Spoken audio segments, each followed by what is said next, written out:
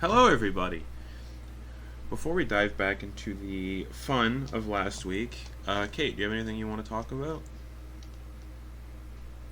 You know, after a long day of adventuring and getting that gold to buy that gamer bread, I like to relax in my funky casuals, official, unofficial Well, merchandise.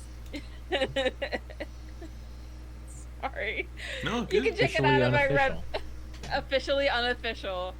Uh, you can check it out on my Redbubble at redbubble.com/shop/KR Theater. It's a fun time. You can get a bunch of other stuff there too, a bunch of other prints. They usually have some sort of sale going on Redbubble, so check it out. Yeah. Do it, or else. Or else. Else the Uh, funky gets it. that's right. Fucking. Or else the funky gets it. Speaking of things getting it, that's not. No. Last we left off, we kind of found out where Doe was for the 2 weeks of the party were separated. They were stuck. They were in a Mimicborn colony in like a snowy mountainous region of Remnant. Um, Doe is here with other Mimicborn, getting their memories back, having been teleported here somehow, while the rest of the party were sent elsewhere. Eventually, near the end of these memory lessons, Doe was teleported away by the leader Dox after being given a 500 gold piece diamond and a dancing rapier, being told that their party that they were being that they were spying on, as per requested this entire time, were headed to the ancient elvish city of Dol Shadar, where Doe's memories seem to be kind of hinting at originating, perhaps. Doe landed on Torger, and you all were sailing to Esselvire, and, you know, it was a sailing trip.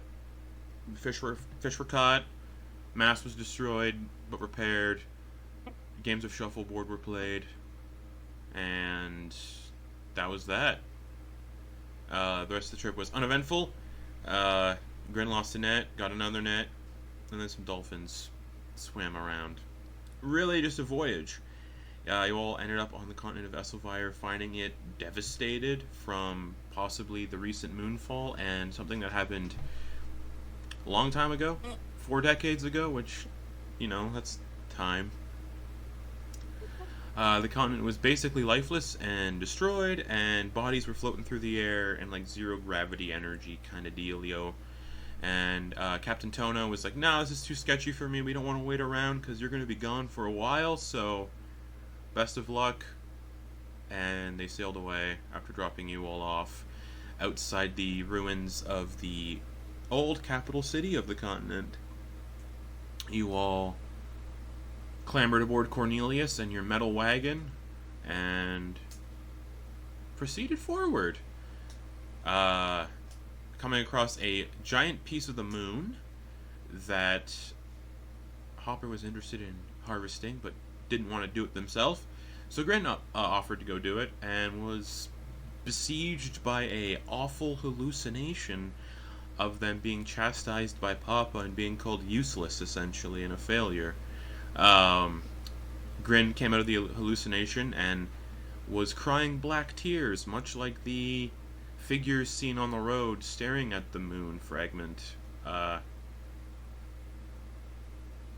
Grin was consoled with Doe's magical headless doll, and as you continued on your journey, shadows wrapped around the wagon and everyone inside of it, and you all were strangely whisked away to Dol Shadar by some unseen force, where you encountered a nervous little wizard running around the alleyways, named Caven Idris, who mentioned he'd been stuck here for 26 years after him and his mentor got stuck in the city due to a curse and couldn't leave, and his mentor went to go investigate the strange tower on the horizon marked by a golden-pronged hand, which Doe seems to recognize. Caven Idris mentioned that if you all needed someplace safe to be and food, you could hide in the tavern with him while he ate rats, and you all decided to use the branch of the Tree of Hope as a dowsing rod to guide you towards the tree, and realizing you'd have to pass by the tower to get there in the first place. You entered the tower, hearing a strange voice permeate throughout, basically a warning to all who enter the tower, and explore the tower. And while you explore the tower, and I rearrange these windows, you heard a pipe organ playing on its own, and Doe took the lead, as this was sort of tied to their memories, and everyone kind of let Doe, control where you were headed, essentially.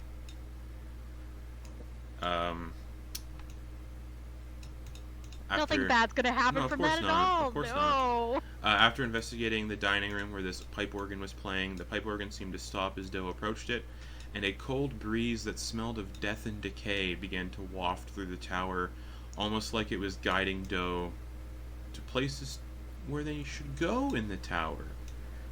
The party followed Doe to past rooms, ignoring guest rooms downstairs that might be familiar, past a lounge downstairs and up a staircase went through the study, and in the study found some notes regarding the mage of this tower was researching something called a weave eater, and based on the description in the notes, it was most likely Arcane's Bane. Yup.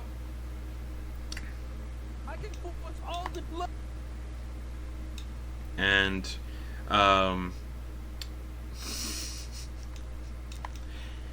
where was I? Yeah, Arcane's Bane notes, and inside this desk was also a black pearl that was picked up. Yoink! And the party went upstairs and entered the Archmage's chamber, which I will re-describe in a moment, but you found notes written all over the desk that showed the name Cavanidris scratched out numerous times, and the name the Undying King written over and over, and then the letters of the name Caven were rearranged on the parchment numerous times to eventually spell out the name Vecna, which is not a familiar name to anybody here. Players, perhaps. Characters, no. I've seen Stranger Things. Stranger Things, it's the 50th anniversary, so he's been popping up all over the place. Funny. I got my boy right here. He's right there. He's right there. Right there. Not gonna go wrong. It's right there. What the? But yes, I will re-describe the room as you enter and discover all these notes. The chamber beyond is grand, clearly once the abode of a powerful archmage. Dominating the room is a circular multi-tiered desk that ascends towards the ceiling via a staircase. So it's multi-level desk that has a staircase going up to a chair at the top. Resting atop the highest tier of the desk is a large gold lockbox adorned in clawed hands.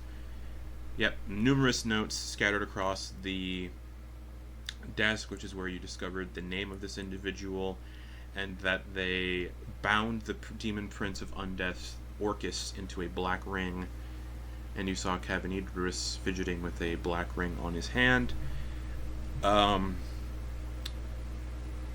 There is a cabinet on one wall filled with rows of quartz potion bottles, each containing a shimmering gold liquid with translucent silver threads floating in them.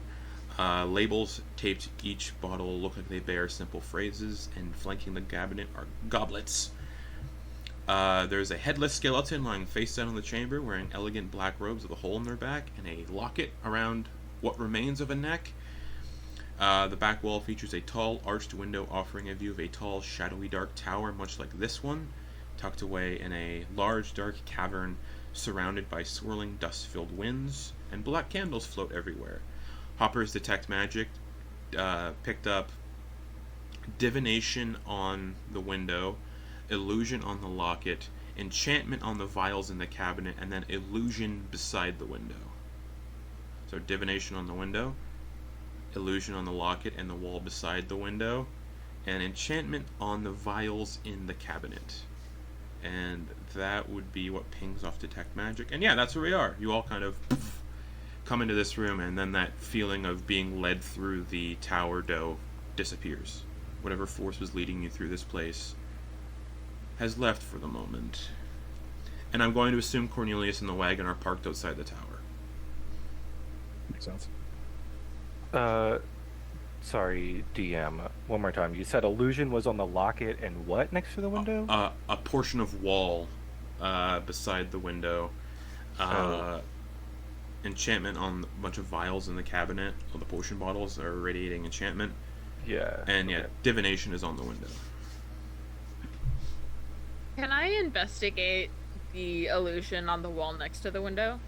Yes, you approach the wall and...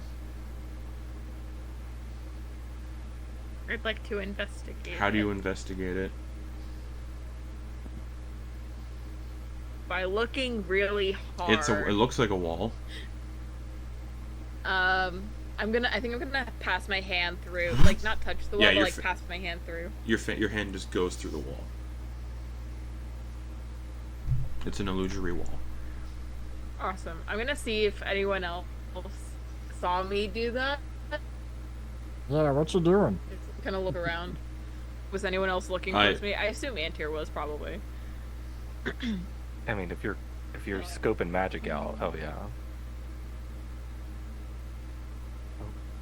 Well. Hopper died. The wall ate Hopper. Hopper. Uh-oh. It was a mimic wall. Just kidding. You all just see Hopper sticking their hand through the wall and just not doing anything. So you Wait, said that'd be so funny. it would. If you just put like an illusory wall with a mimic right behind it. Right behind it. Hey, that's my cousin. Oh yeah. Or a gelatinous cube. Oh, that'd be directly worse. behind the illusion. Ooh! So you can't Oh, even it's in like the illusion floor. is- I'm So you right. step. I'm writing this down. No, I was just gonna say it's just filling the hallway, but it's I'm- right I'm behind writing the this illusion. So you walk. I'm writing this down. So you see the illusion, like, oh, I got this. You walk right confidently That's mine now. directly into the gelatinous. Well, that well, yeah. reminds me of when I don't know who was walked backwards into the sphere of annihilation. Oh, yeah. But yeah, Hopper, you stick your hand through the wall and... Oh. Oh. Oh gosh. Oh, there she is. Kate, you're back. Hi. The But interwebs. muted. My internet's being really shitty at the moment. I apologize. Yeah, you stick your hand through the wall, and it feels like it's cooler on the other side. Everybody sees you do it. What you doing, Hopper? This wall is a fake wall. Oh, you see magic? Yes. Okay, so is that the only thing Yes. we just move forward? Well, that window has divination magic on it. Those potions have evocation, and Enchantment. that locket also has enchantment, and that locket also has illusion. Right? Yeah. Antyr. Yeah. Antyr's gonna go to the window. Okay. Yeah, it's just the tower that's in a cavern that's just, you can see, like, blowing dusty winds swirling through this cavern and around the tower. I attempt to cast discern.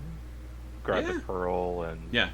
You Into- place your hand on the window, yeah. and it radiates scrying. Okay.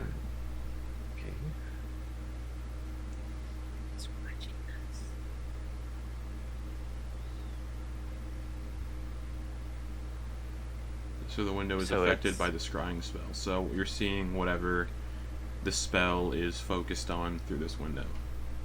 What does it look like it's focused on again? A tower similar to this one in design, but in a dark, dusty, windy cavern.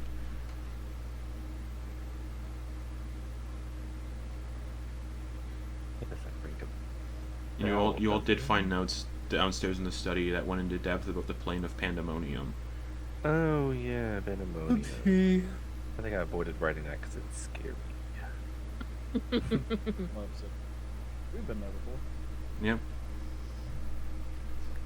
Yeah, our current characters would. Does there look like perish. the tower is Oh yeah. on, or like does is there like any lights? It looks or... very similar to this one in design. No windows, so there's no way to tell if there's lights on or anything. But very similar, the exact same architecture almost. Can Antyr try to shift the image? Like, can they try to focus as they're have their hand on the window? You can certainly could try. say Yeah, no. make an Arcana check. Sure. Can I assist? Yeah, All right. you have advantage. Fuck off. I rolled an 8 and a 9. So Ooh. 17. You can't shift the whatever it's looking at. Okay.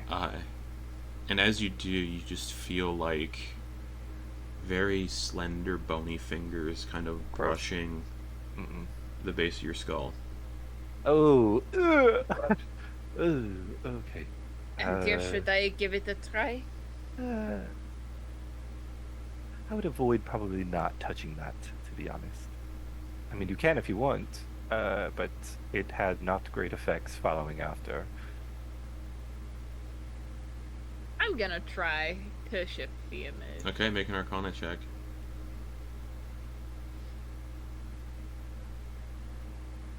25. 25 was the DC. Oh my god. So you can only shift it slightly in the environment that it's looking at. Okay. You can't get closer to the tower, and you can't you can't get closer. You can't zoom in or anything. It's just like it's a fixed kind of scrying spot. So you can basically you can just kind of look around like this. Okay. Can I shift the view up to like towards the top of the tower? Yeah. You just see the same topping as this tower, the Golden Hand. Is there anything like flying above it No. or in the sky? There above is it? Okay. no sky, just darkness. Okay. No discernible ceiling of this cavern either.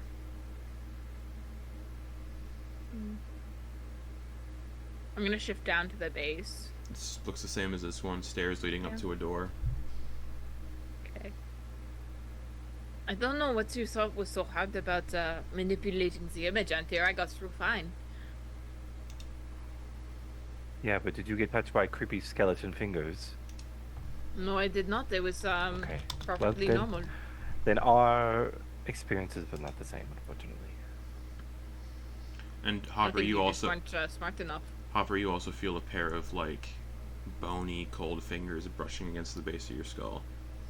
Hopper's foot just starts kicking the ground. You alright? It's like a kick spot. Yeah. What the hell was that? Right. Yes, I told you. You, Creepy hands. you all see Doe like laying the skeleton into like a final resting pose, and they're fixing the cloak, and they're picking up the locket. Okay. It wouldn't be proper just to leave them spread out all willy-nilly like that. You know, my mom taught me to respect the dead. And they're just they're taking the locket off, and they're just like kind of holding it up to the light, and just It's got like a hinged lid. You can open it. they're gonna gently open it up. It displays a handsome elf man with long blonde hair, with a beautiful wife and child. Yeah, that's it.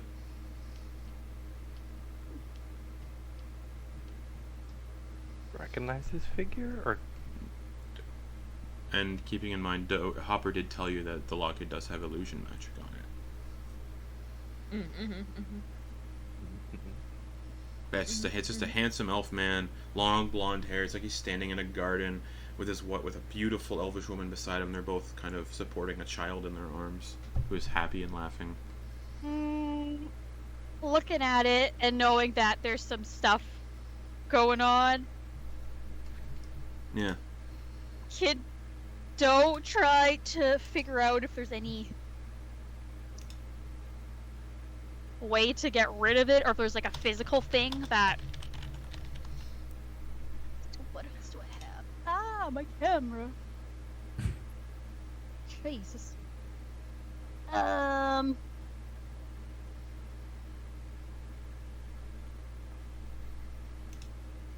Is there anything like inscribed on the back or anything? Nope. Just a slightly tarnished gold locket with that picture in it.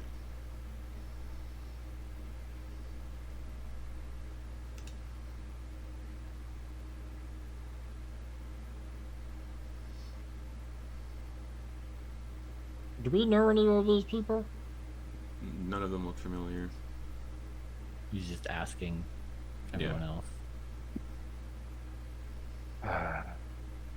You know what? Antyr's going to cast Unravel on the Okay. locket. So you dispel. No need to roll for it.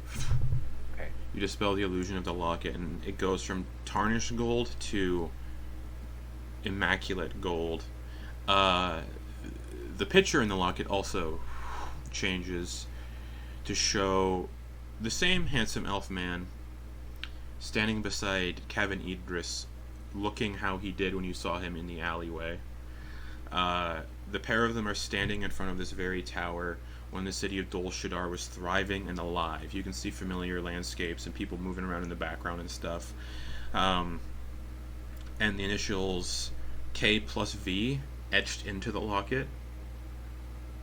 And the phrase "Eternity is ours" etched into it as well. So a picture of Kevin kind of standing side by side with this handsome elf. The initials K plus V and the phrase "Eternity is ours" etched into the inside of the locket. That's like super sweet, but also super not at the same time. And the as the illusion fades, and you see this elf man standing in the locket. His clothes that he was wearing in the illusion fade, and he's wearing the exact same outfit that the headless skeleton is wearing. Oh. Oh. Well, not really eternity, is it?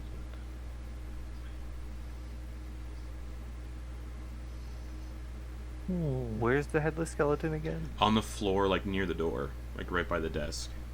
Okay, headless skeleton. That's where the locket was. Yeah. I mean, it looks like someone didn't want to spend eternity with their buddy. Or they've... Or maybe it's a little different, if you catch my drift. What their form currently looks like. There's a reason the head is missing, right? Or because it got blown off? Cut off? What does it look like? The neck? It's just a clean cut neck, skeleton bone. Okay. So it's like it's like it was, the bone wasn't actually cut. It was like where if there was a severing that happened, it was between the bones. Yeah. Okay. Cool. Well, my first thought was the fucking Vorpal sword, and I'm like, no. I mean, we have the Vorpal sword with us. I mean, there's one thing if you are trying to maintain... If this eternity situation was achieved, maybe there was a fight, a disagreement. There's disagreements, Antyr, but then and then Doe just gestures to the skeleton. Now that people are kind of closer in inspecting the skeleton now,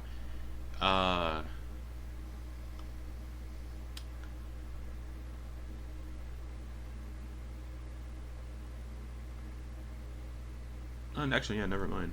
But yeah, it looks like the killing blow was like from what stabbed him in the back, because there's like the hole in the back of their gown that looks like a stab wound. And you can see like in the kind of in their spine, there's like where something was like jammed into their spine. Yeah, so the head would be evidence. yeah, Or the, maybe trophy. yeah, definitely after the fact.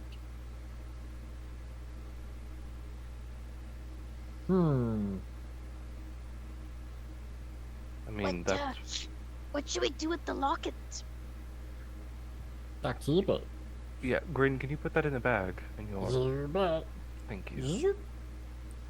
Puts it in the Yeah. teddy bear.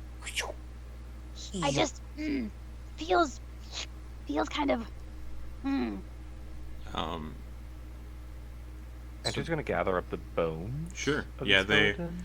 Yeah, you gather up the bones. They're dusty and old. Grin, can you put this in your bag as well? Joe's just looking at mean, Antyr like, after all that work. All Answer, that work I did. answer. Uh-huh. I might need to remind you that since this is a bag of holding, Uh-huh.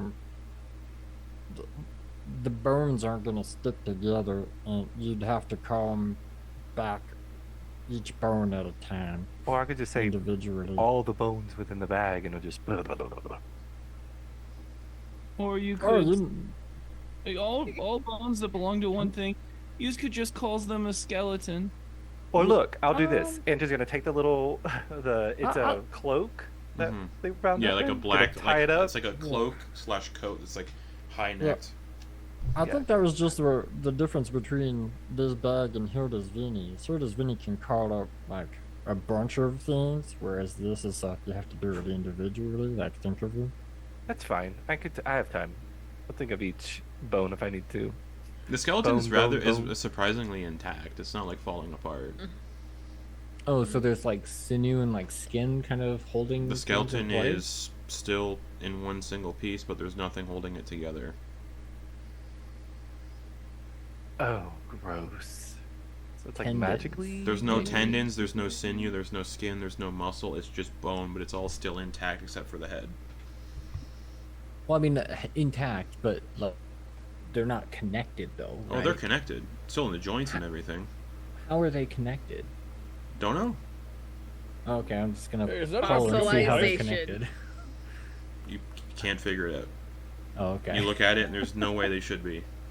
All right. I'm gonna make a medicine check. No, I'm kidding. Can I start ritually casting Identify on these enchantment potions in the cabinet? So, as you approach the potions, they're all labeled. Oh, sweet. The first one of them says the first plea. The second says a life given. Another one says the city's fall.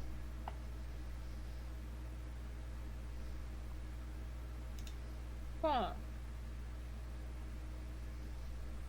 Would I, with it Identify, would I be able to figure out what the enchantment is? You can open up the cabinet and try to do it on one of the vials. Yeah, I'll do it. Okay. So you open up the cabinet, you go to grab one of the vials, and you feel this spike of psychic pain like race through your arm and up to your brain, as Cool. if these memories are not for you to look into, and I need you to make a wisdom saving throw. Oh. Oh, goody goody. Hey, Grin, are you within 10 feet of me? No, Yeah. No, wouldn't be. Oh, nah. dang it. Not within 10 feet. I'm looking at these bones.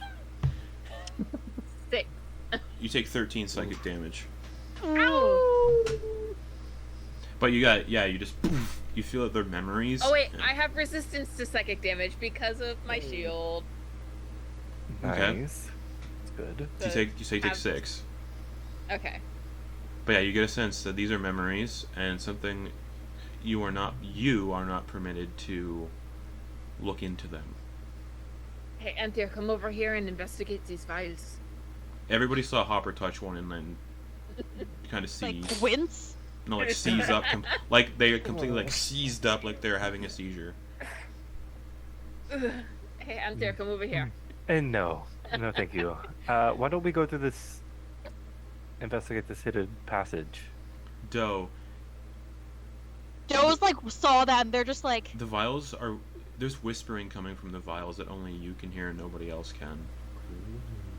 Antyr, I just want you to touch them. No, Antyr, it's just come over no, here and it's touch not them. Hopper. No, I was being the voices that Doe is hearing. Oh, Yeah. It's called Foley. Yeah. oh, my apologies.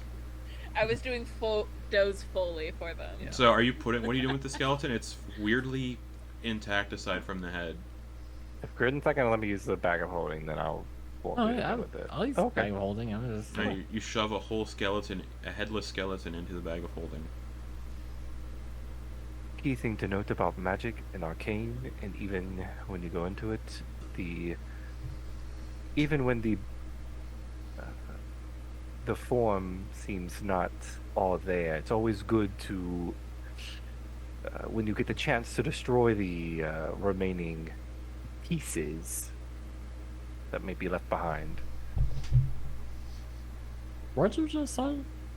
You don't worry about it. You focus on carrying that bag. You clever little sprite, you. Looking up. For this ginormous. Yeah, the cabinet is like whispering to you, like. Doe's looking at everybody, just kind of like trying to see if anybody else is like moving their head towards No. it to see if they're. And Doe's just kind of like gets up from like, you know, resting the body after it gets shoved in a bag anyhow, and they just walk over towards it, just kind of like slowly. And Okay. before like they're not touching anything yet, they're just kind of like looking at Sure. the bottles and just like looking at like the Hopper, you're right fluid. there. As Doe approaches the cabinet, you can see one of the vials begins to bubble violently, and the liquid inside turns a scarlet color. And that vial is labeled the first plea. And it seems like it reacts to Doe's presence and begins to shake in the cabinet, and the gold liquid turns red.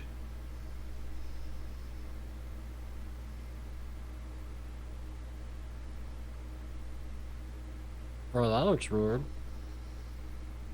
Like these are left here for you, though.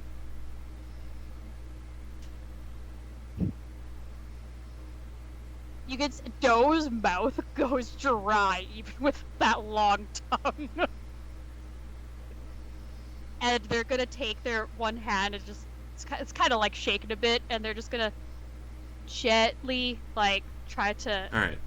pick it up and just You like lift up the bottle without any issues, unlike Hopper, and it floats out of your grasp and into the air a little bit. It just begins to hover, and then it uncorks itself and pours its contents into 6 quartz goblets that also float out from the cabinet, and fills each goblet before each goblet kind of floats towards a member of the party and just kind of floats in front of them.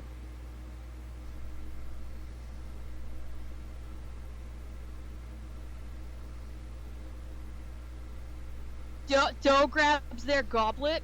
The only I had a goblet around. Left Amazing. around his art.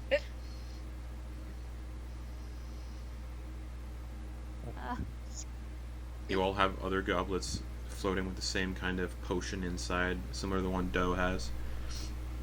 Does it smell like anything? Strangely, off, like, heat or anything? strangely,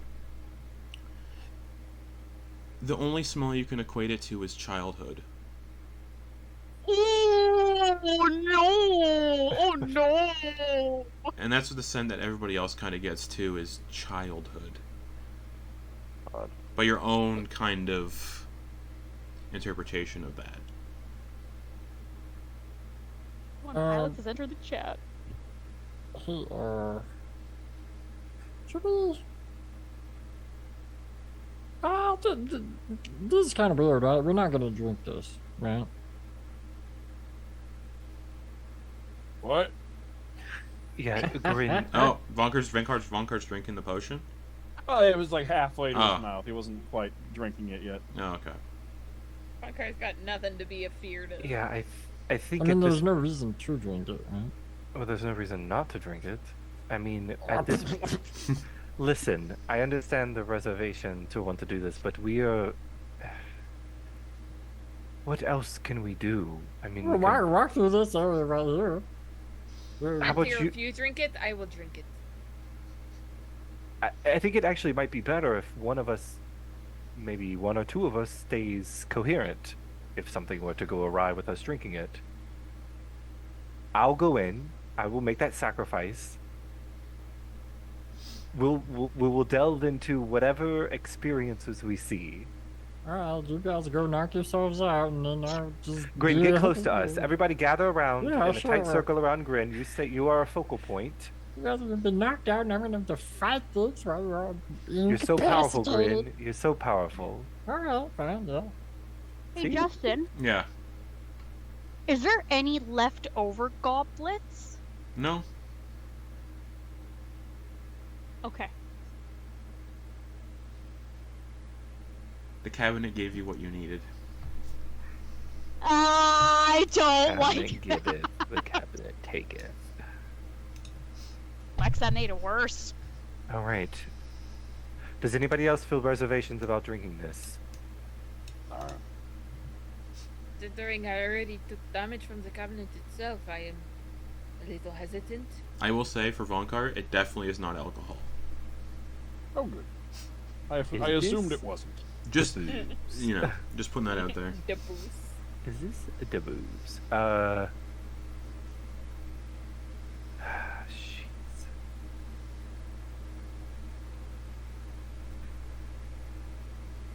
What was I gonna do? I was gonna do something.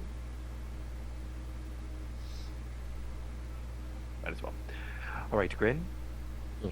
Antyr's going to coalesce a spell and push it into their hands, and a small marble-sized,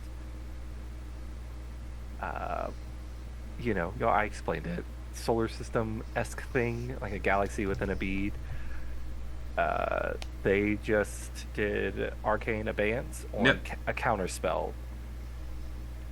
So if anything goes crazy, if it seems like a spell is happening, while we're underneath, you have this as a backup. How long Alright? does it last? An hour. How do I use it? You literally just focus on it, and you can crush it, and it'll happen.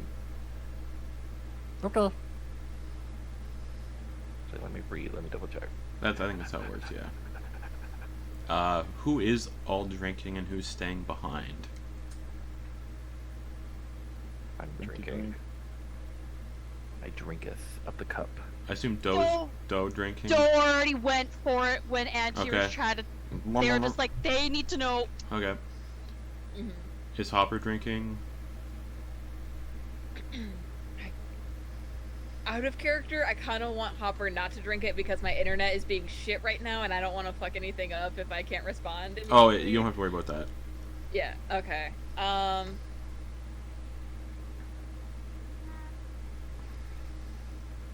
I think Hopper's gonna stay out with Grin. Just Okay. keep an eye on the thing. And then what about Torger? Oh, I was going to say I don't want to leave Grin alone, but hey, if you've got a sober buddy, bye. Hey, I never said Hopper was sober. Alrighty. So, Shit. four people are drinking from the vial while two stay behind. Okay. So, Doe, Vonkar, Antyr.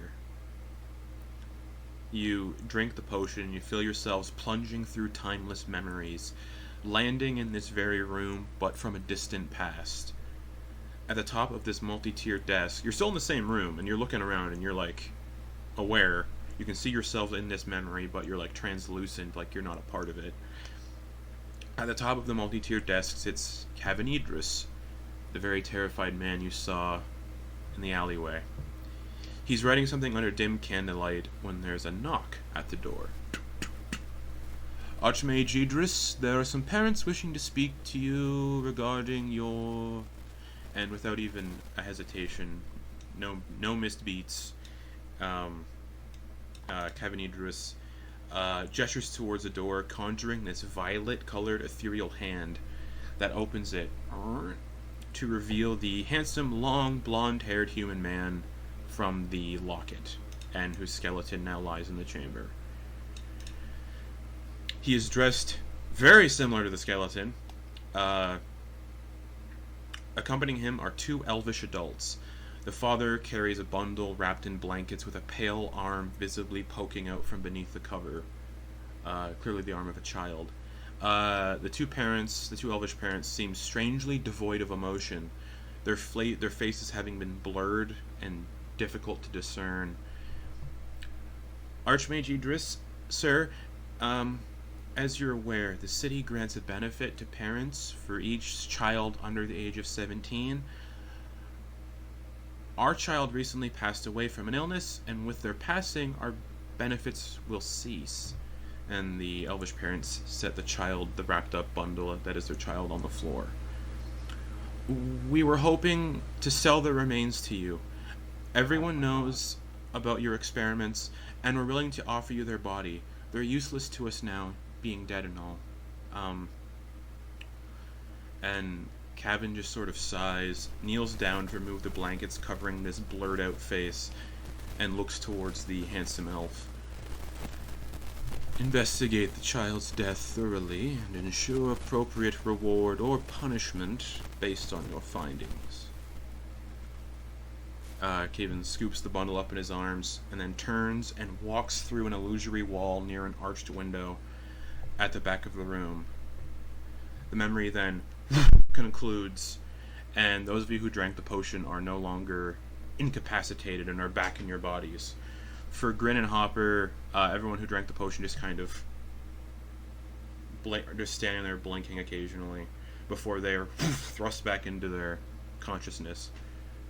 And just as that happens, another potion on the shelf begins to bubble and glow, and that one is called a Life Given. But Doe, Antyr, and Vonkar return to their bodies, having left the memory. Jeez. This place was... I'm so confused. And that vial, and then, the liquid kind of reforms in the vial, and the vial goes back into the cabinet. And that one was labeled The First Plea. And another one is currently shaking and moving on the cabinet called A Life Given. But yeah, Grin and Hopper, you see the others come back to consciousness, essentially. What happened? That's what happened. What happened? They're selling babies. What? They're selling babies? Yeah. Dead babies. How do they sell babies? How do they make the babies? No. Sort of stem cell research, I think.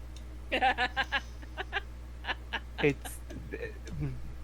To put it more precise, it seemed like they were selling the corpse.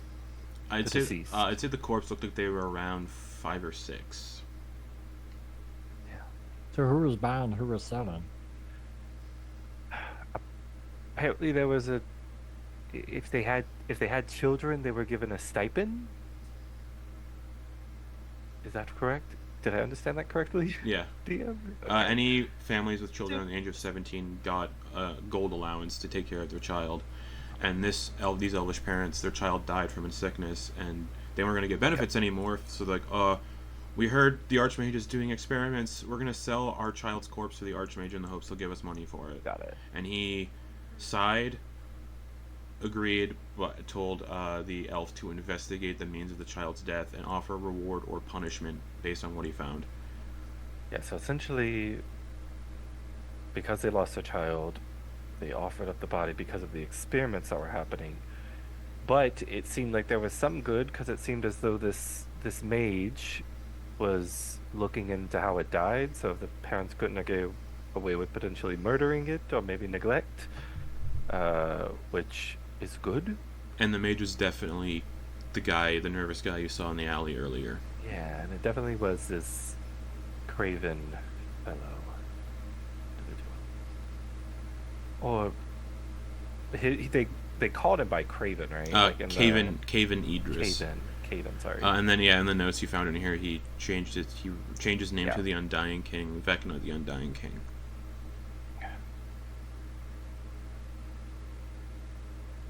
And another vial just started to shake that says, A Life Given.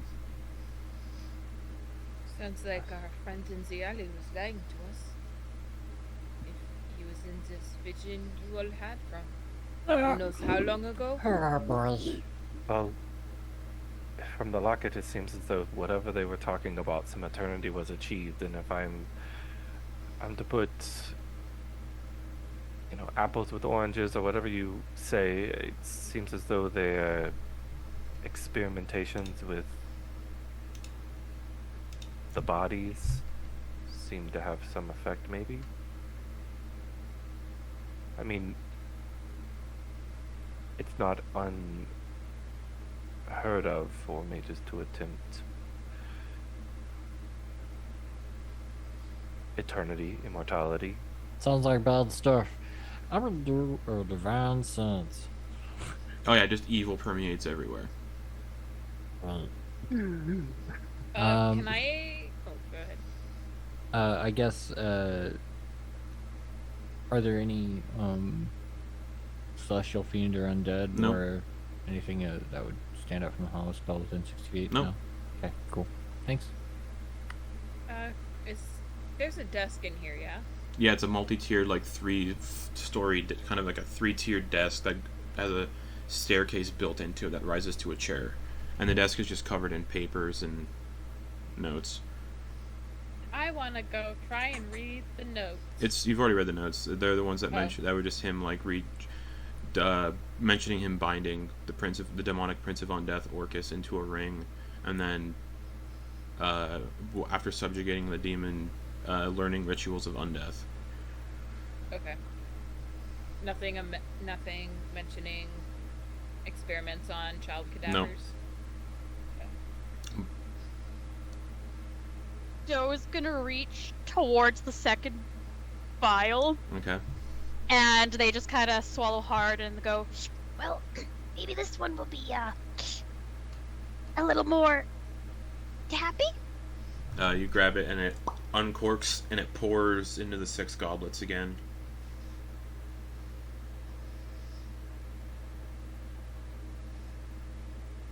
Right. Joe looks towards everybody who sipped last time and just kind of, We need to know what transpired. Yeah, we do. Joe starts to drink it. Alright. Same groups as before then? So, yeah. Okay. Those that drink fade into another memory. It reveals Caven in a back room resembling a dark laboratory. He appears much worse for wear than in the previous memory, even more deteriorated than when you encountered him in the alley. His left hand is missing, replaced by a heavily bandaged stump, and his left eye is tightly covered with bandages. His hair is thinned out and fallen out in patches.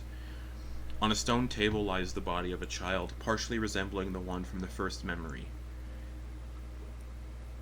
One half of the child has gray skin with white splotches and a mouth stretched into a wide, toothy grin.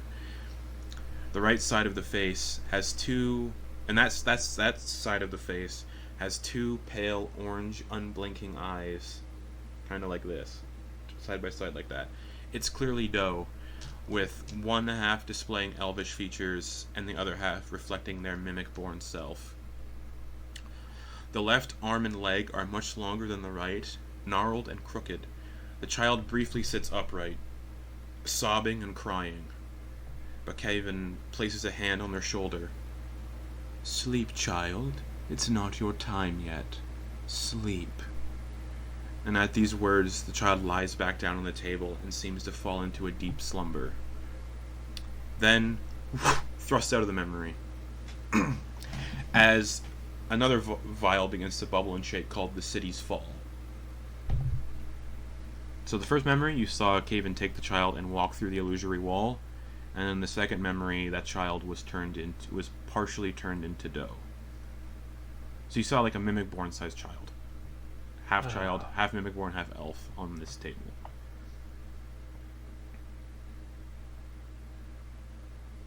Alright, bottoms up. Let's finish this off. What Joe happened? just Oh. drops, like, you know when like you're shocked, like Joe just like drops the goblet. Like they're just like, and they just kind of like let it clatter to the floor unless it's magic and it's just like staying there. Oh, it stays.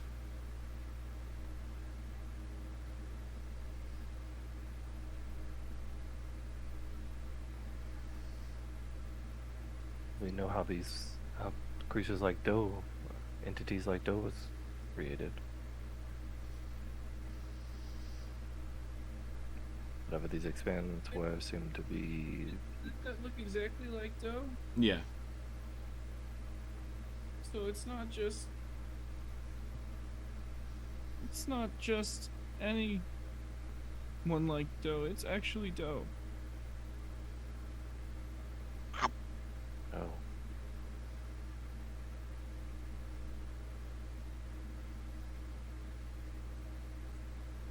Oh wait, so you were made like me?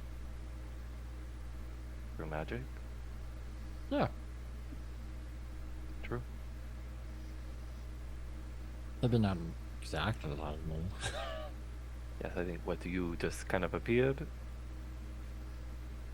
I mean, I didn't exist and then I did. That's what it felt like. It puts into existence, it seemed. Yeah, Well- Grin poofed into existence, and from what the three of you saw, Doe was built. Though, this is probably an odd question, and we might get the answer in this last vial that we have to drink. Maybe there's others. This one seems to be the finale, maybe. Do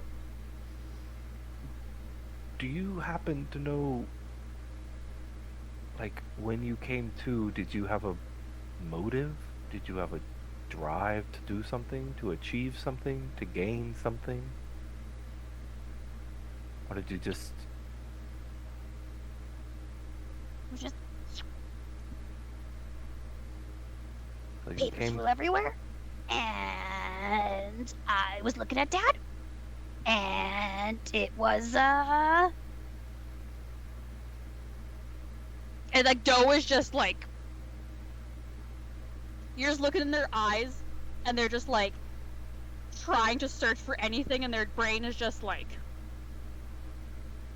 if there could be smoke coming out of their ears, if they existed, it would be.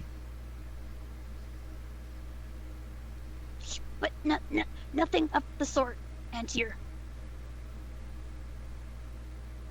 I still just want cheesecake. That's all. I didn't think there'd be more than this, but apparently. And their voice just getting like higher and higher, and they're trying to keep it. And they kind of sigh, and they're like, bringing it back. And they look towards the last vial, and they're trying to be more like, okay, they got this. Trying to more confidently put their arm towards it to Okay. take it. You reach out to the vial labeled "The City's Fall," and it uncorks and fills the goblets with another memory.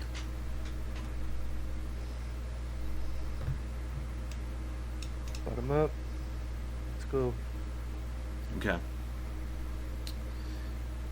Those that drink see the city of Dol Shadar in chaos. Citizens fleeing through the streets as they are attacked by devils, demons, angels, and everything in between. Among the attackers are the gods themselves, both good and evil, working together to smite this city. Amidst the turmoil, you see three Mimicborn who resemble the defenders of the Tree of Hope depicted on the murals the rest of you saw in the Everlasting Arbor. Among them is Doe, standing before a 10-foot tall tree with brilliant golden orange leaves that shimmer and glow.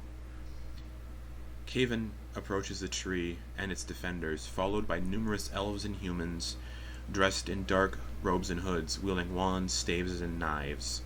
Each of them with pale, gaunt skin, glowing violet eyes, and their mouths sewn shut, the same figures that Antyr you saw at the base of the tree when you scried on it. Caven looks dreadful, with all of his hair having falling out. He's appearing incredibly gaunt and pale. A shimmering, spectral violet hand replaces the missing hand, and a glowing violet eye occupies an empty eye socket. He carries a large black book under his right arm, trimmed in gold. He waves the spectral hand at the Mimicborn, frowning as they raise their arms towards him and his followers. "Step away from the tree. I am your creator, and you will obey me." And the Mimicborn, the three of them, refuse to move. One of the Mimicborn charges at Caven, but one of the followers throws a dagger, striking the Mimicborn in the throat as it drops, choking on its blood, and dies. Another Mimicborn, wielding a great sword, rushes forward, but Caven with no real effort, raises his spectral hand, causing that Mimicborn to scream, shattering into a million pieces and vanishing into another realm. Only Doe remains, and Kaven approaches. My first child, you owe everything to me. Your parents discarded you when you outlived your usefulness to them. I brought you back. I raised you. I cared for you. Step aside. And Doe shakes their head and readies themselves for a fight. Then I am sorry. And he places the spectral hand on Doe's temple. Doe drops to the ground unconscious, writhing and twitching as their tangible memories rise from their head and dissipate into the air. Kaven approaches the tree and places his hand upon it, just as the city crashes into the earth, and the memory ends as he screams and vanishes in a purple light. And the memory, those of you that drank, return to your bodies.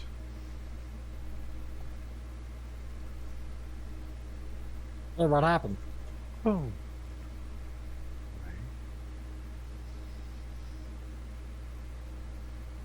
Everything okay? No, it's your story to tell.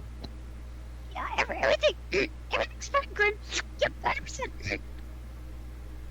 By fine, what Doe means is that Doe was pretty much one of the last to stand against this craven individual in Arcane. Kaven, yeah. And whatever this destruction of the city, I mean,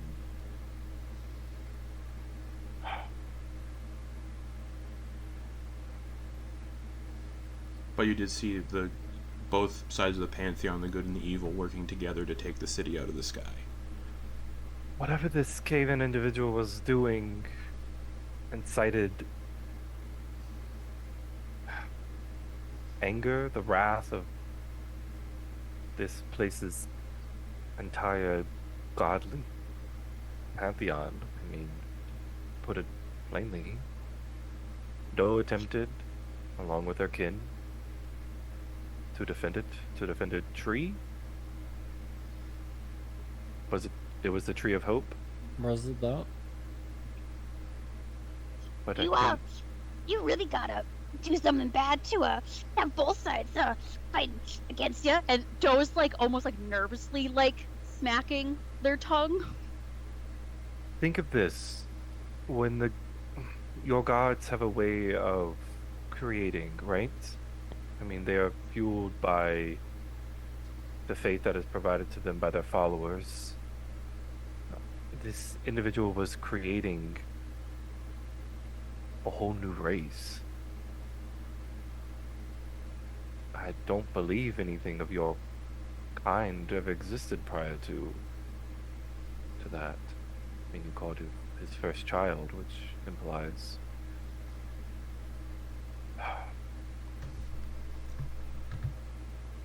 Why did he make you? I'm not mad that he did. I'm not saying that. I'm just curious of the intent. Why they're... Maybe if we go deeper... Are you good? Do you need a moment to gather yourself? I'm gonna be honest, Antyr. You're thinking way more in the future than I am. Let's just hope. And Doe's like trailing off, and they're putting the goblet back where it was and down, and they're just like in thought, and they're like walking around. Okay.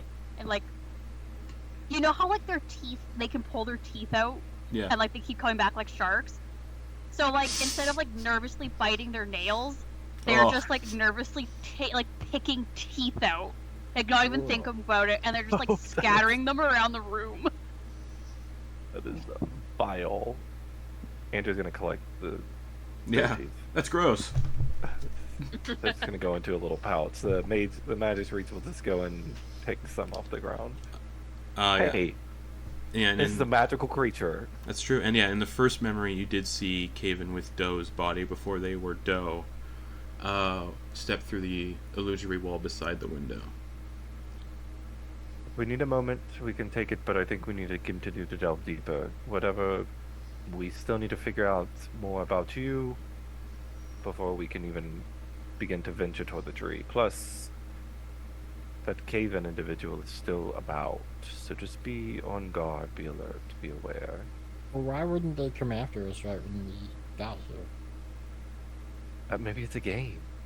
Maybe they saw Doe and they, I don't know, felt inspired or felt the need to conspire. Or maybe Was Doe that what has. he was- So you're saying this Could be. is bored, Or, or maybe Okay, he the needs end of us the- to do something that he can't. right, at the end of the vision, he screamed aloud and vanished in a purple light. So something could have happened. And also, he looked like a walking corpse He looked in the vision. fucking terrible. He And didn't look how he looked yeah. as we saw. Maybe the cave-in that we saw or witnessed is a memory or a fragment of their soul Or an something. illusion. Or an illusion. It could be Yeah, illusory. given that they're a very powerful wizard, and I don't think anyone would check for magic when he was around. No. I think that's No, pretty likely. I probably should have done something, but I didn't. It's fine. We weren't expecting. I mean, we were not anticipating that. He was very convincing.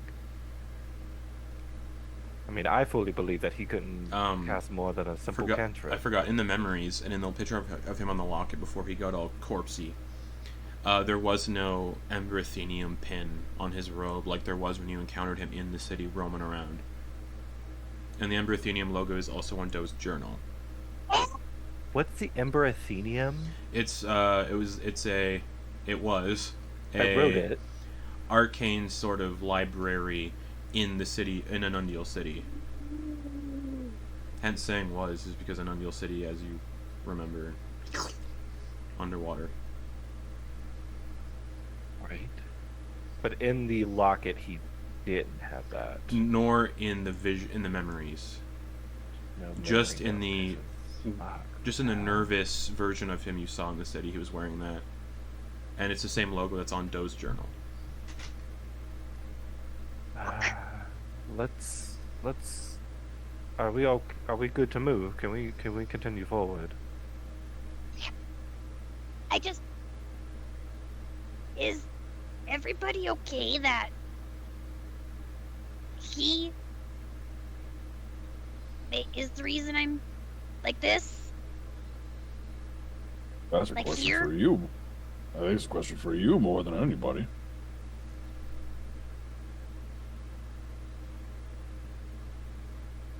I'm already awkward enough, and I just don't want things to be more awkward. Well, do you have any plans on turning and stabbing us in the back should he come back and require more of you? No, And you are welcome among No. us until Insight check. proven otherwise. I mean, if you're hiding the cheesecake recipe from me, I'm probably gonna be mad, but I feel like Shit's out onto me. No. yeah, I feel like we have faith that you will not turn against us because you already went against him once before.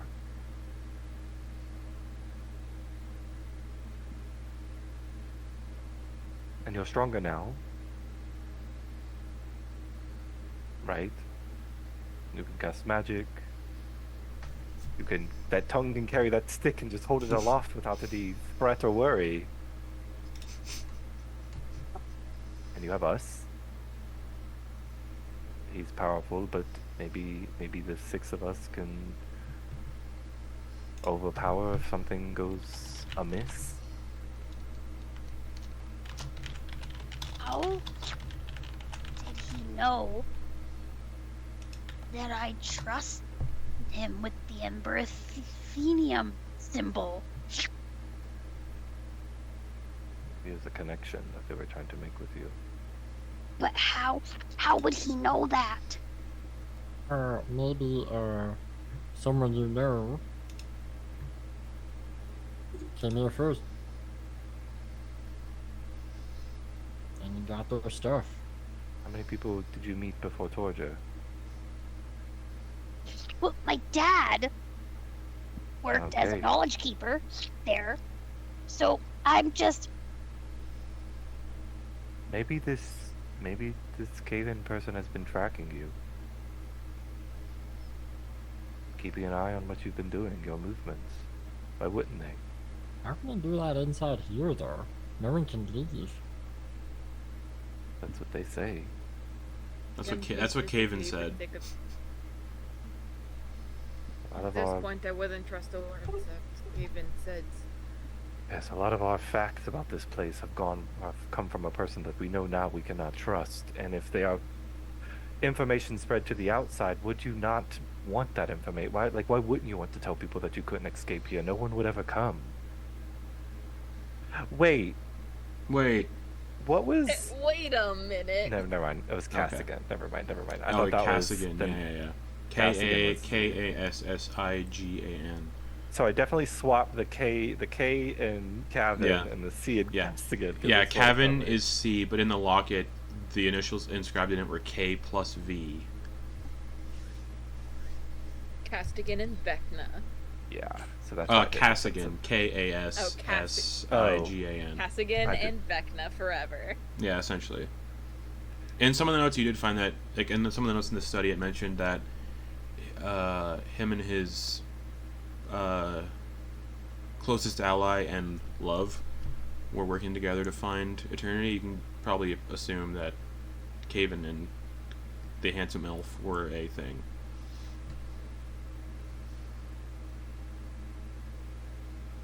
And then one of them got stabbed in the back. Yeah, that's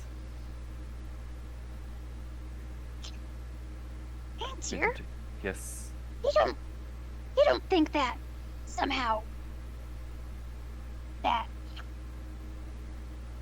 my parents that Caven made sure they would be right? No, that'd be no.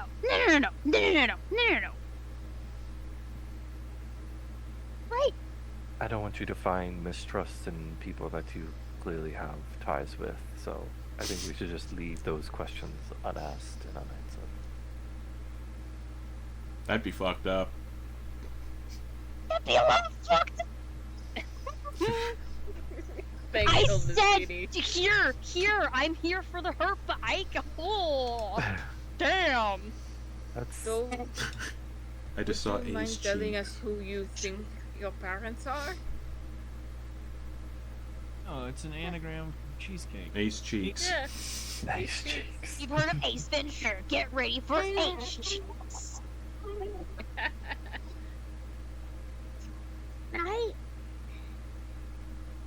When I came out and came into the world, I didn't know where I was, and I just appeared in, well, I call him my dad, Mortimer's office, and he took me home to his wife, and they just took me in. No questions asked.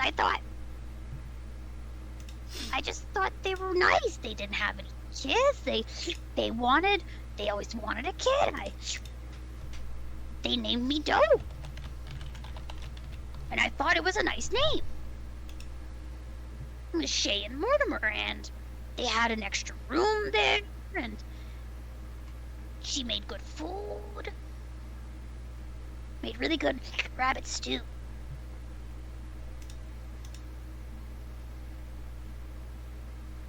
Never really questioned it.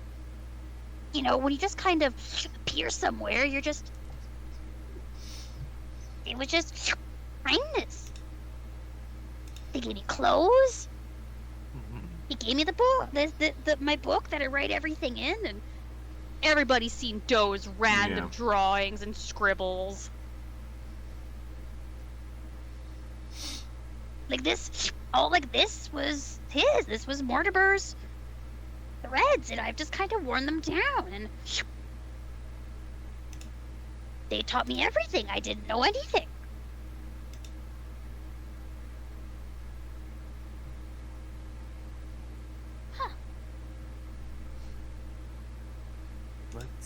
let's gather our things and let's continue on. I'm gonna contemplate questions that will probably unravel your entire existence, and I must not do that. Yeah. Through the wall? Okay. Joe's looking up at the very top. There was that lock box still. Yeah. At the very top of the Oh. desk, yeah. But before that, Joe's gonna.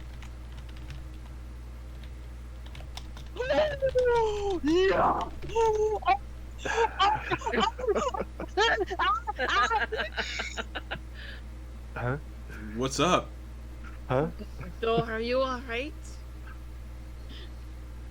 You just suddenly froze at the top of the stairs. Made me realize something very important. Oh my god, sorry, I'm trying to English this because I think I just put 2 and 2 together and I don't like this. Oh no! Oh, shit!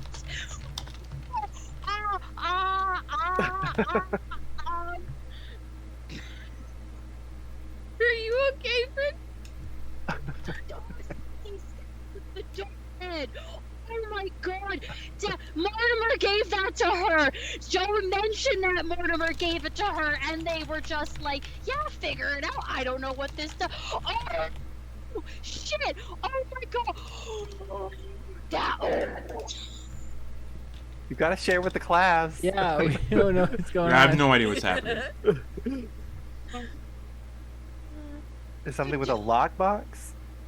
Joe starts to go up the stairs, and they pause for a second, and they're looking at the staff that they always carry with them, with the creepy ass porcelain doll Yeah. head.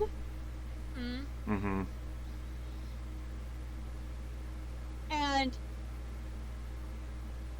they don't say anything for a second, and they're gonna go up to the top and towards the lockbox, and if there's a piece of paper and a pen, Yeah. they're gonna write on it, Antyr, Mortimer gave me this staff, and then just is gonna fold it up, and they're trying to make sure it's not. They're making sure the doll head is pointed away from it, because Okay. if I remember correctly, I think it only has.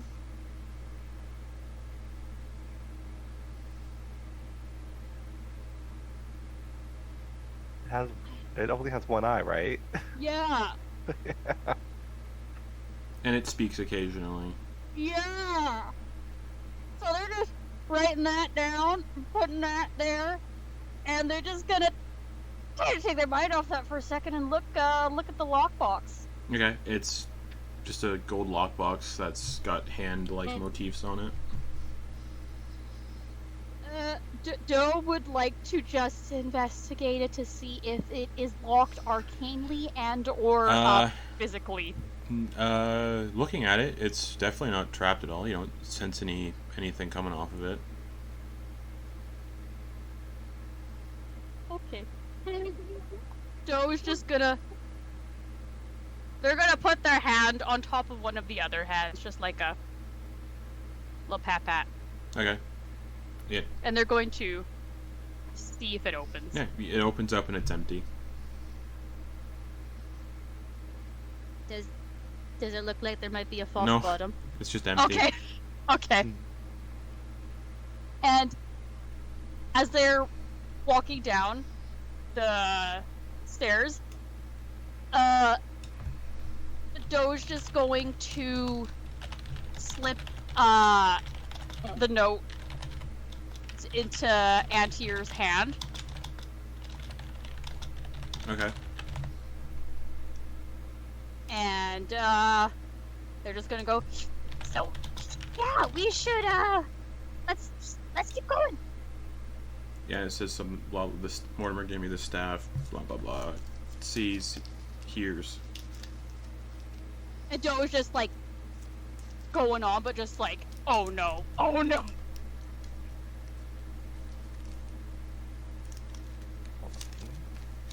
say anything.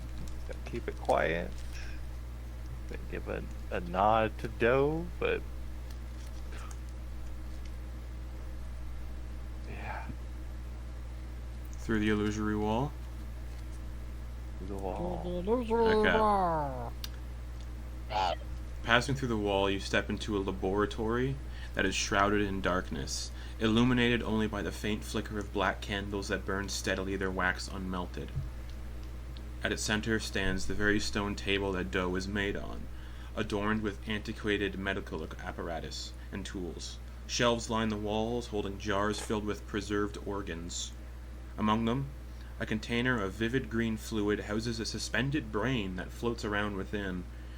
The brain seems to thump against the sides of the jar almost excitedly, and begins to giggle and laugh in your heads.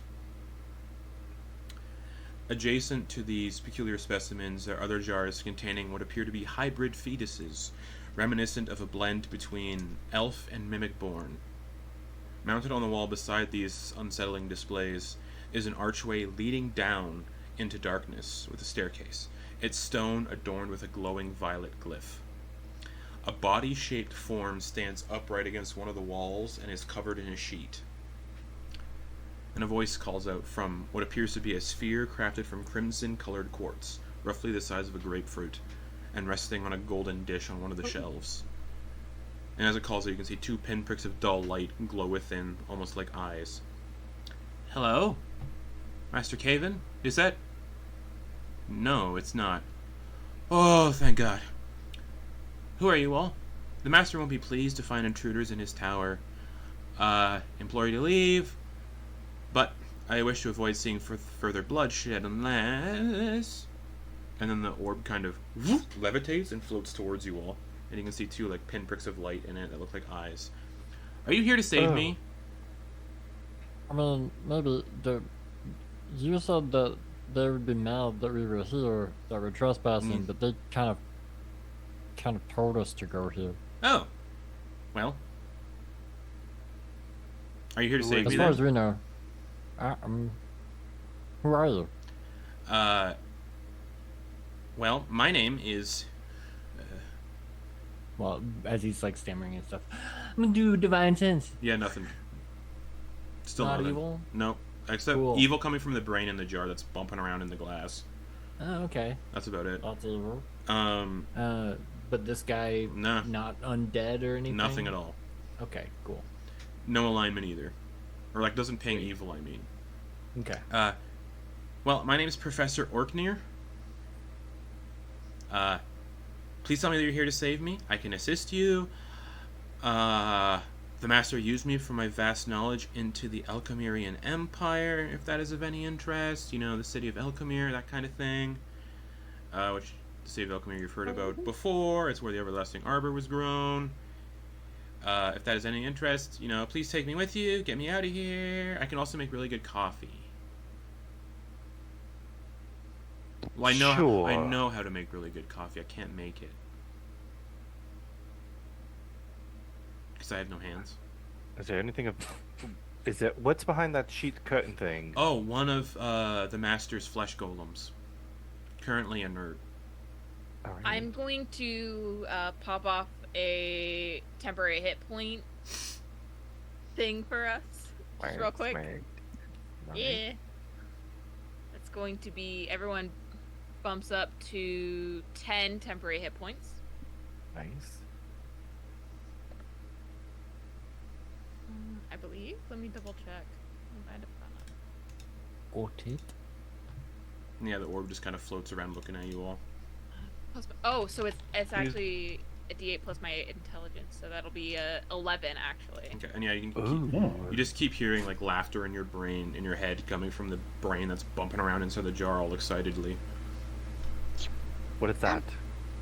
Well, that's evil, I can tell you that. Oh, it's a brain in a jar. It's one of Master's experiments trying to create like life, but it kind of screwed up, and only the brain continued living, and kind of suspended animation, put the brain in a jar, and left it there. Can we kill it? I wouldn't recommend taking it out of the jar. It'll attempt to like replace your brain with it. Oh, that kind sounds of bad. puppet you around, so it's kept in the jar for safekeeping. Okay. Leave it there. Any other notes or anything around here? There's again nope, but there's the body in a sheet that the orb said was a flesh golem, and there's like this archway that with a staircase going down, and there's a violet glyph cast onto the stone that's like pulsing. If we were to say to you, how would we do it? Do you Just know? take me out of here. Or you can just push your bubble out. I can float around, and he starts to float around. I just can't. I don't know how to get out. Oh, well, you can follow us. Quite easy. Like Okay. you don't know the layout, or you don't, or you can't open any of the doors. Well, I can't open Because you doors. do not Well, I have can that. open doors because I can.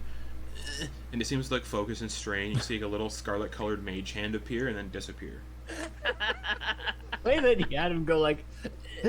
So I can. Super The eyes funny. narrow. I can cast mage. I can cast mage hand, but the doors are too heavy to open with mage hand.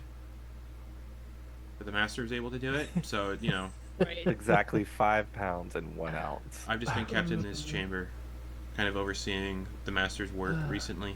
But yeah, I have vast knowledge. Recently, What? Yeah, I've been asleep for a while. So You recent know for how to me go? is probably a long time ago. But I have vast knowledge of the history of the city of Elcomir and the Elcomirian Empire. Master's been asking me a lot about the Eildir, the Elder Trees, you know, like the Everlasting Arbor and the Tree of Hope. I know the nature of the weave and how it affects every living thing, and yeah, I know how to make the perfect cup of coffee. What about cheesecake? What's that? Heavenly cake in the and form of divine. cheese. It's cheese in the form of cake. Oh. That's how you cut it, I guess. I also speak Common, Draconic, Elvish, and Elkanar, the dead language of the Empire of Elcomir. Okay, we will get to the history, but what is the rune and what is below? Do you know? Oh, it's a power word kill spell. Okay, Oh.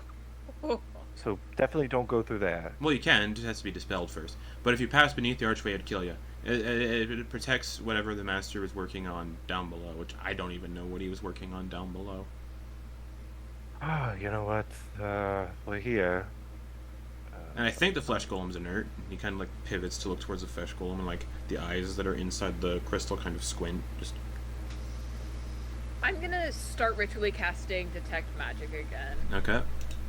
And I'm gonna wait until exactly 10 minutes, 59 seconds, or 10 minutes, 54 seconds, so that'll give Hopper... Okay. 6 Magic. before- I'm gonna do this Okay. unravel. on Magic the- radiates from Professor Orknir, the floating orb, but no specific school. He's just a magic. He's a enchanted item. Is a sentient magic item. The brain on the jar radiates necromancy magic. Abjuration and enchantment on the glyph, and that's it. Nothing from the golem. Sorry, there would be documents. There would be notes on the table on how to make golems smarter and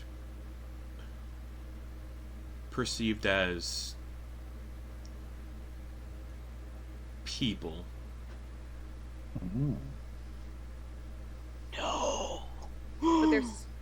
But there's no magic pulsing off of the No. golem at the moment. No?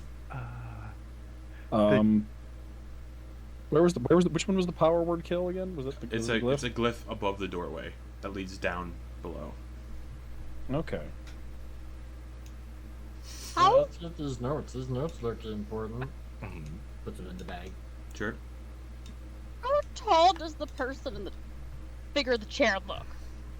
Average human height for a man. Doe is going to take their tongue Mm-hmm. and just take the sheet and just pull it back. Yeah. What do they look alike? They look like Mortimer. Yeah. No.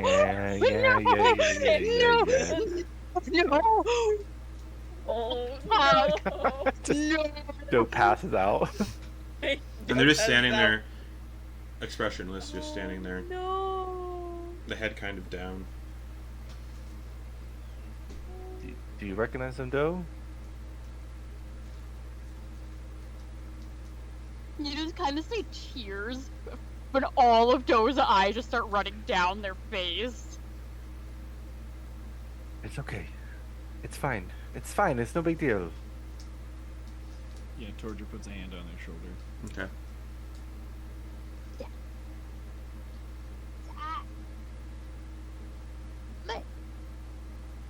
And like Doe's like, Yeah, you don't have to process it right now. We're in the worst place for you to attempt to process it right now. Doe like obviously drops the entire sheet after Yeah. seeing that. They're just like,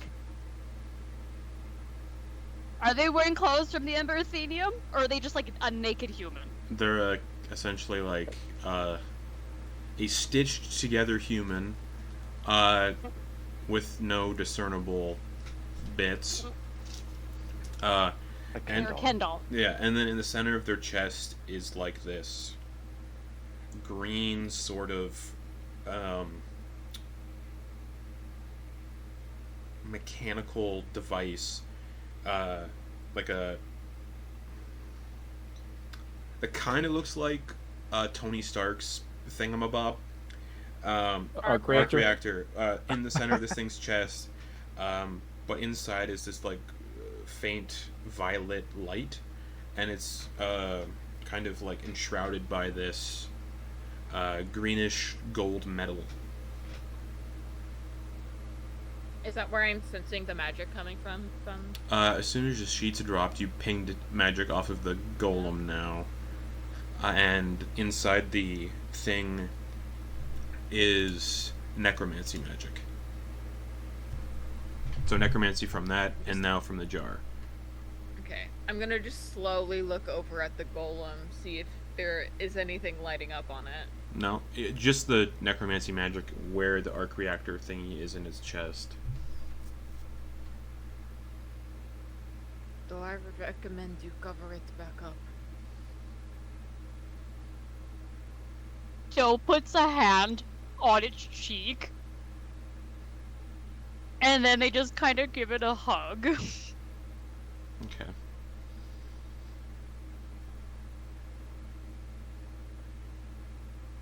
Does it move at all when they No. do that, or no? No. Okay. Okay.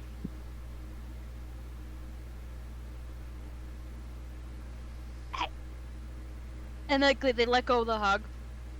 It feels kind of wrong to cover him back up. I know. I do not mean to be unkind, but when you took the sheet off, it activated.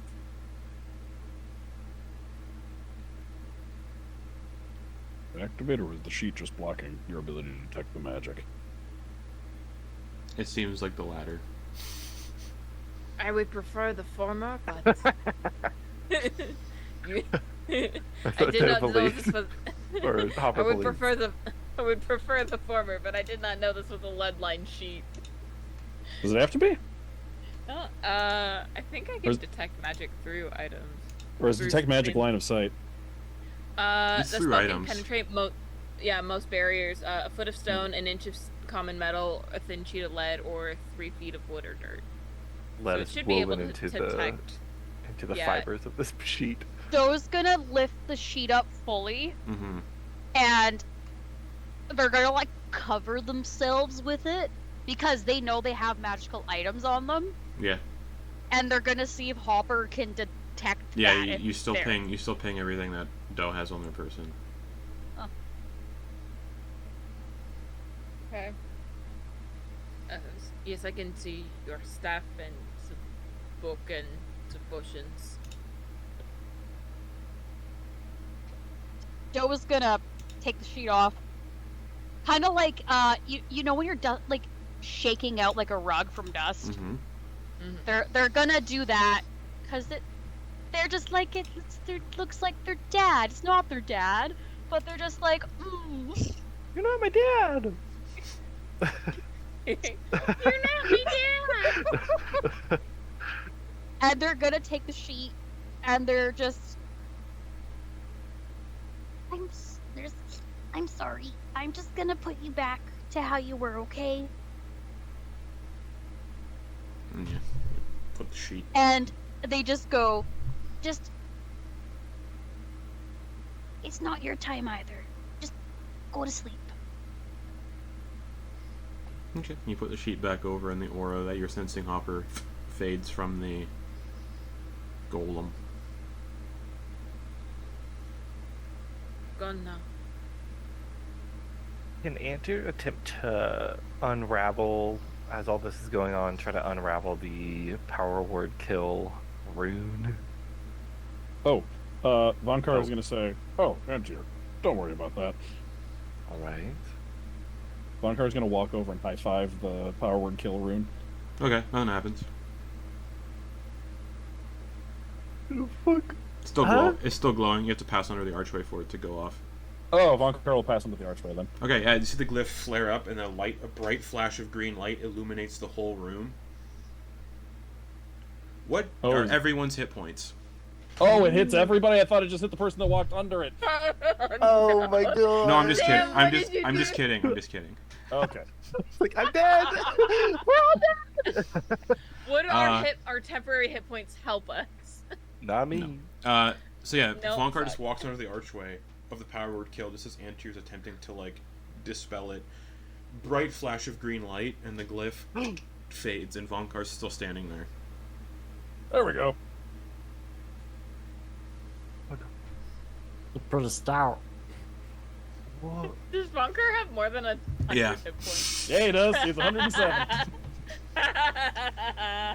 Vonkar, that was stupidly brave, but I commend and appreciate your effort. I will Yeah, never yeah, doubt pretty tough you ever again. Your wisdom knows bounds. The rest of you, whenever Antyr speaks, you can see the brain in the jar gets excited. Until your force is making the brain twitch. I think it has that effect on a lot of people. No. I didn't say it was a good twitch, Hopper. Anyway, Yeah, but thank you, I think Vonkar. and keeps talking, it doesn't have that same effect.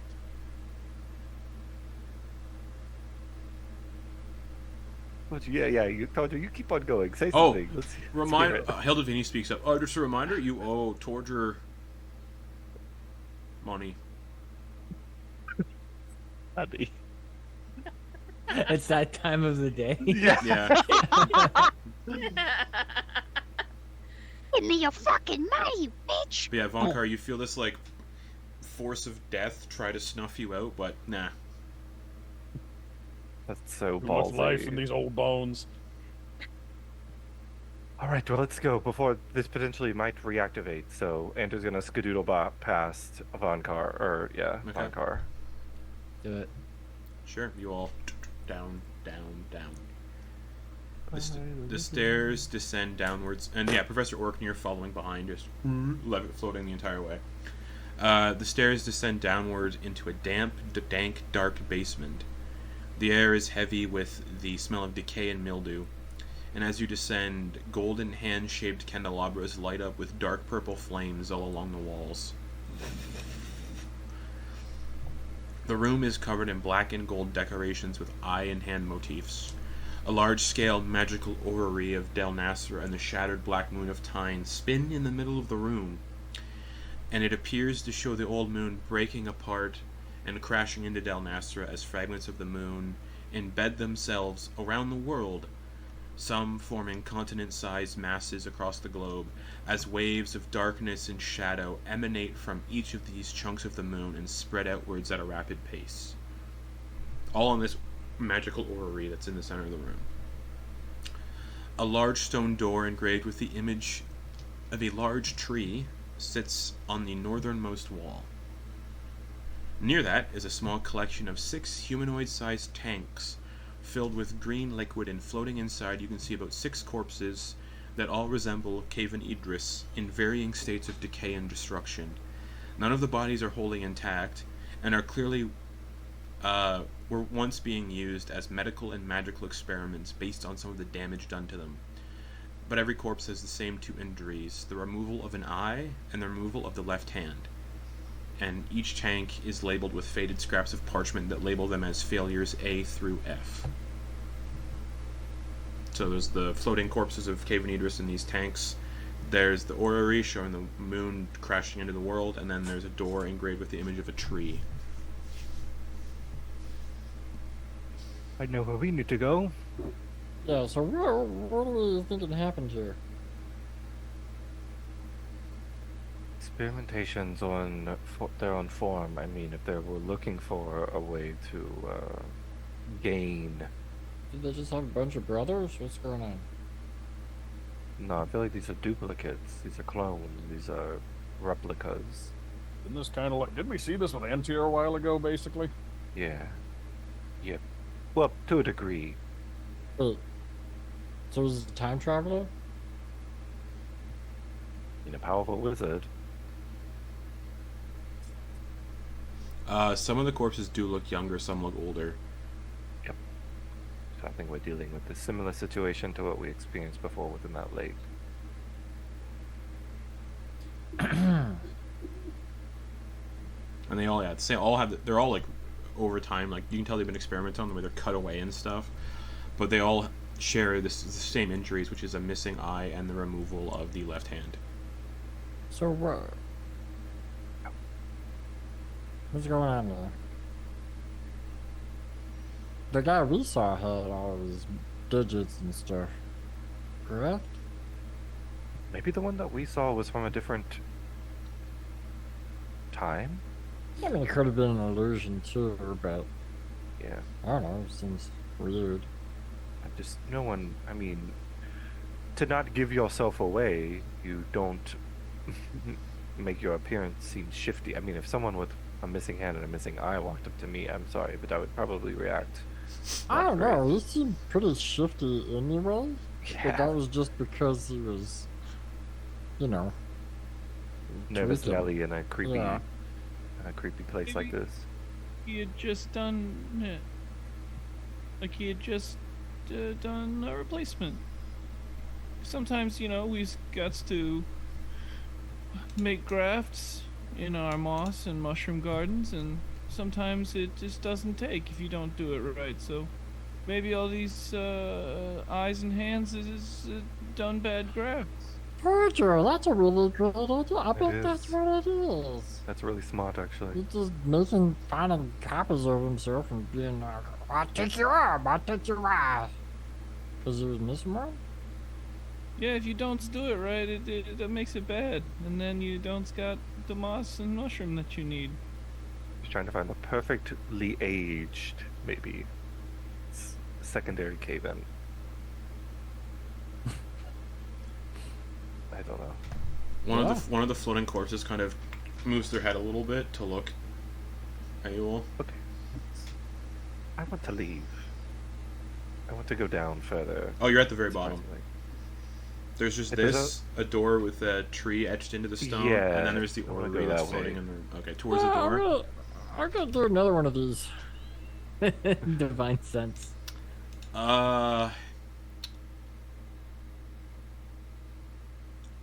Intense evil radiating from each one, but not undead, fiend, blah blah blah. Okay. But they're like weirdly destroyed corpses that are moving around and stuff and doing stuff. Occasionally having like a flicker of life and then nothing. It could be like residual magic running through them that makes the body react weird. Or is that what it is? Could be. Oh, I don't like it I don't do necromancy. Isn't really my forte anymore. anymore. I mean, the time I almost killed Hopper, I think I Yeah. was beginning to dabble.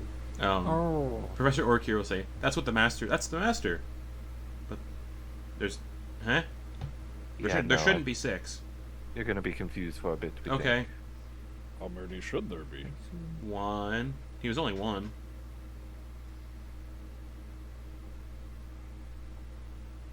Why do you think he kept them around? It looks like he experimented on them, Yeah. so probably that. But I mean, if the experiment's over, why does he keep them around? I don't know. This isn't my area of expertise. Yeah. I'm just asking the group. Yeah, general discussion, yeah. I think we're just kind of learning a timetable of... One just crazy- lets out a blood-curdling scream out of nowhere and then goes back to being still and unmoving. Is Hopper's detect magic still up and doing anything with this? Yeah. Yeah, like residual necromancy on them. It's kind of like fading. Okay, I'll share that. Okay. So we're leaving then. mhm. Yeah, the next room, please. Up to the door that's marked with a tree. Yes. Tree door. Okay. As you open the door, running through the center of this chamber is one of the root-like ley lines from the everlasting arbor. It has been marred and damaged, and corruption spreads out from these wounds, forming into cathadium crystals. Like all the other ley lines that you've seen in out in the wild and in buildings, they don't destroy the terrain that they're kind of moving through. They kind of just are there. It appears like this one was heavily experimented on and damaged in the process, and unlike the other ley lines, this one radiates an intense aura of corruption, palpable, like a palpable dark corruption felt by all aside from Vonkar.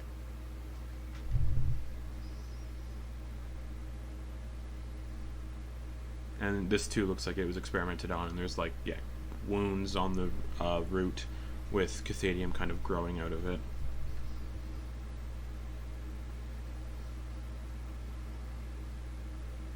And the cathadium does not radiate any magic because it is dead.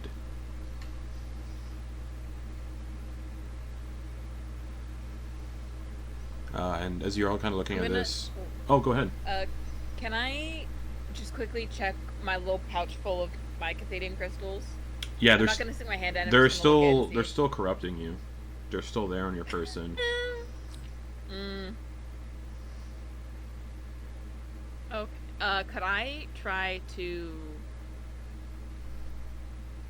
under the radar, just kind of swipe them off my belt and drop them at the base of where these dead cathadium crystals are? None of them are on the floor. They're also growing out of the root, but dormant and not doing anything. So you'd be trying to put them on the root. I'm just trying to get rid of the pouch itself. Oh, the whole pouch. Make a whole pouch in a small little room. Okay, make a sleight of hand check. Just tuck it out away. So I have a +9. Hubs it across the fucking room. I have a +9. Yeah, make a sleight of hand check. Oh, are you kidding? It was a 19 for a second. What'd you get? What'd you roll? One. Oh, everyone sees you do that. Hopper, I chug it. Grin, what was that? I don't know. It must have been something weird. I didn't sense anything magical coming from it. Must have been the wind. Yeah. What As was you- that? It was an offering to whatever gods are still alive.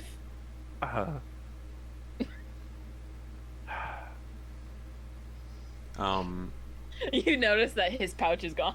He's missing a pouch. As that happens, you can see Orkir kind of floats up to the leyline fragment. Oh wow, he did it. He actually did it. What? Oh, no wonder the gods united to take the city out of the sky. Was you here for this? No, you care but he to talked speak on about that? it. They wanted to stop him before he corrupted the Tree of Hope, just like he did with the Everlasting Arbor. So is this one corrupted now? This is from the Everlasting Arbor. This is its ley line. The Tree of Hope doesn't have any ley lines yet. It would have to be planted to get ley lines.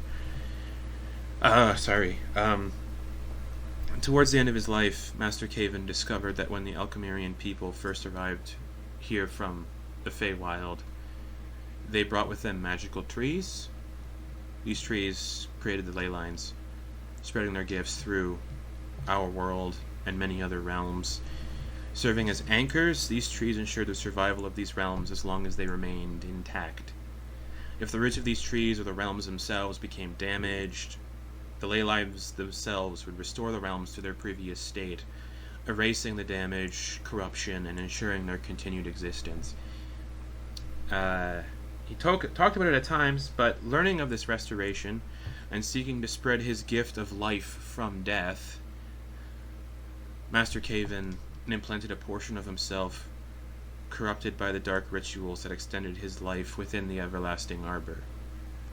He believed his essence would gradually spread through the ley lines, infecting them and bringing about this restoration. He thought that if he imbued himself into the ley lines long enough, he could control them and achieve his grand restoration. The ley lines hold time and reality together as a singular thread. Don't know if you're aware of that, but ever since he implanted himself within that tree, reality and time have been fragmented. History no longer aligns, timelines intersect, run through one another. From what we gathered, the restoration was never meant to destroy life, but to restore it. I fear that with the death of the Everlasting Arbor, his essence has been freed and restored itself. Thankfully, the Tree of Hope still remains somewhere in the city. And if it's planted where the Everlasting Arbor was first planted, I think it can fix everything and save everyone, including those we've already lost. Because we're currently living in an aberration. I'm sure you're all aware of that as well. Well, This timeline is an aberration. We're not supposed to be in it. So if we fix the timeline, we can bring back those who have died because of the Grand Restoration. Most likely. The Master discovered we were living in this kind of errant, kind of aberrant timeline, and he wanted to kind of control this restoration and bring about his vision of what should be. Life from death, that's his ultimate goal. He fears death, so... Well, do we know what caused the branch No. Branch. or timeline? Since we're off. Many theories. Some believe it happened during the War of Ascension when the gods committed dark rituals to ascend. But the general consensus that we discovered is this all began during the War of Ascension thousands of years ago and was kind of just reaching its apex now. Oh.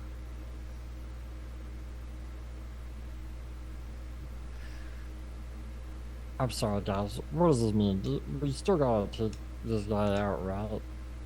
Oh yeah. Hmm. Seems like it. But Don't they how do you feel about it? Sounds like he's your papa. Kinda. well, he did evil things, and I don't like evil things. He owned me. I don't have a father. I don't have parentage. I'm not a soul. I'm not living. I'm just... Yeah, I was talking to Dol. Oh, they're talking to me. No. Oh. I'd say high five and join the club, but Doe goes to you know how you fist bump someone? Yeah. They just kind of put their fist up to see if he'll boop their fist. With the floating orb. Yeah. He conjures a mage hand and it just... Yes! Awesome! Worth it! well, we need to locate the Tree of Hope. That's our next goal. Yeah. Well, the Master found it, but the city fell when he went out to go look for it. So I don't know if he succeeded. Good thing we have our own personal Tree of Hope detector. Okay. Hmm.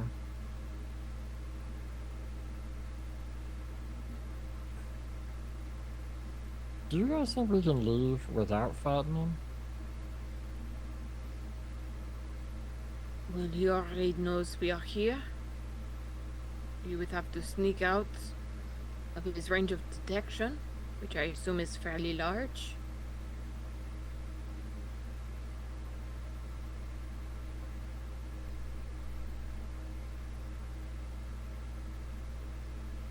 All right. We, Well, I mean, yeah, yeah. we need the tree. You need to get to the tree. We know where to go.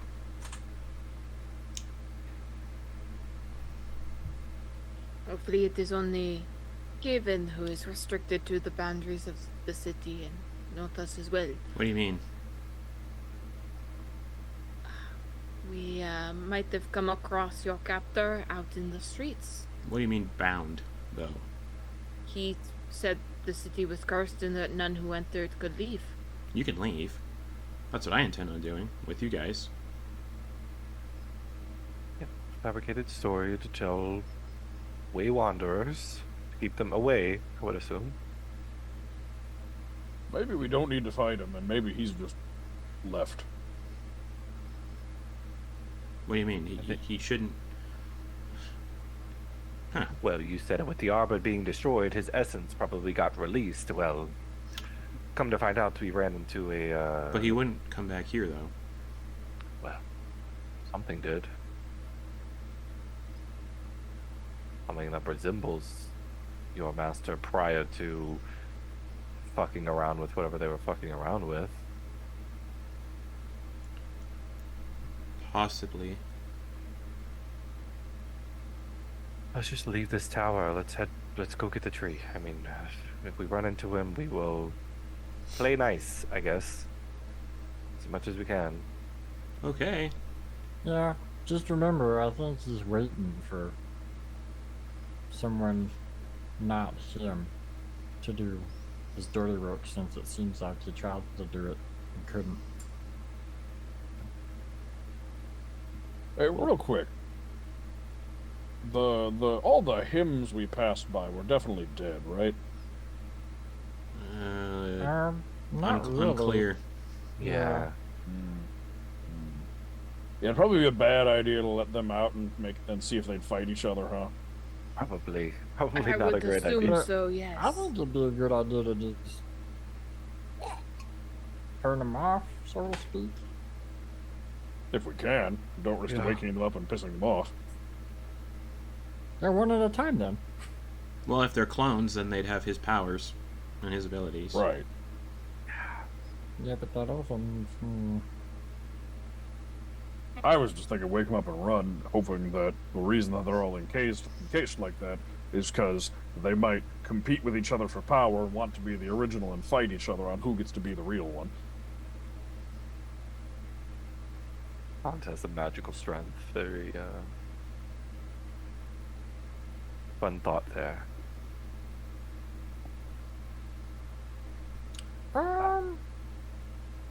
yeah, I don't know. Yeah, that sounds like, I mean, a good distraction.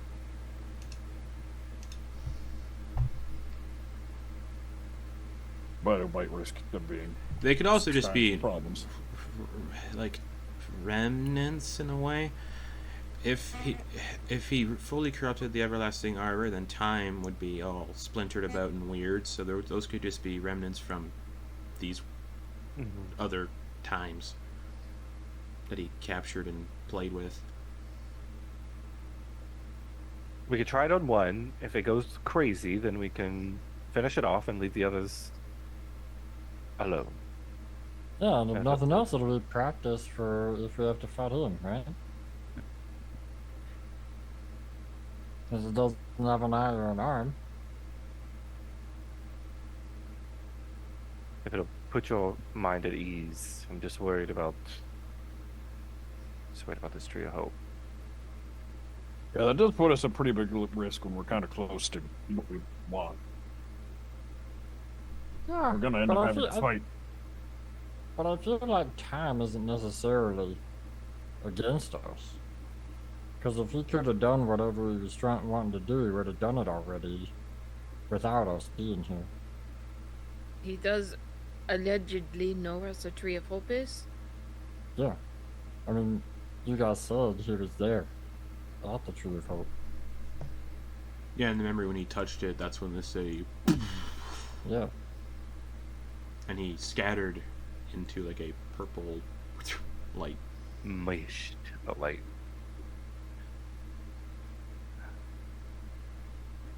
Look at that word. I guess I don't know. I mean, maybe. I mean, we're always on the clock, to be honest, because we still have the Arcane Bane that we have to worry about. It's actively killing things, sapping the magic from it. Yeah, The essence. but I mean, I'm just saying, like, we have time to, like, do something smart. Or, Hey, Yeah, do you not think the moves that we make are smart? no, we do. I'm just saying, like, I don't know, I usually just go in. Well, that's what I'm saying. We can go ahead and let's attempt it on one of these forms and see how it reacts. If it's violent and at full strength or capacity, we take it out, but we leave them within the tubes. I have another potentially stupid, but possibly smart idea. So you know how Arcane's Bane is attracted to large sources of magic? Yes. Yeah. Wouldn't this guy be a large source of magic? I will Very say you true. guys did uncover notes in this study that said Caven's interest in dominating Arcane's Bane, the Weave Eater, and said it wouldn't be possible while its creator still lived and its creator is now dead. So shit. he can try and take control of it, yeah. Wouldn't Okay, so necessarily probably don't want to try and want it summon it to here and be- stick it on him. No, because then he would sick it on us. Good thought. I just don't think we need to open that can. That was a of- note from last week that. Yeah. Would you? It's like that was a week ago for us. Mm-hmm. Not even an hour ago for the characters. Yeah. Yeah. Yeah. Oh, jeez. Yeah, I mean, it's tree. It's fine. We'll just do it. And then we'll crack this thing open, see what he actually wants us to do, and we won't do it, and crack his head instead. That works for me. And hopefully we do not die trying. If we do, it doesn't really matter, does it? If it makes you feel better, I can't die, so I'll tell your story. See, beautiful, beautiful moment here. All right there, Liza Hamilton. As you all leave the room with the ley line, back into the room with the corpses of Cave and Idris in the tanks, and there's like a brief kind of like shift in reality around you all, and for the briefest of moments you can see the tanks are empty,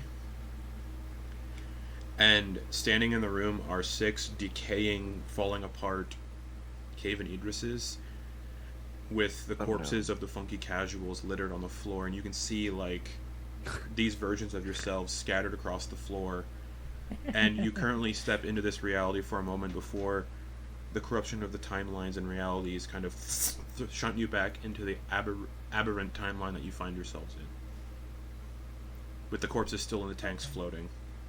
Oh, interesting. I wonder what happened there. We made a really smart decision, it seems as though.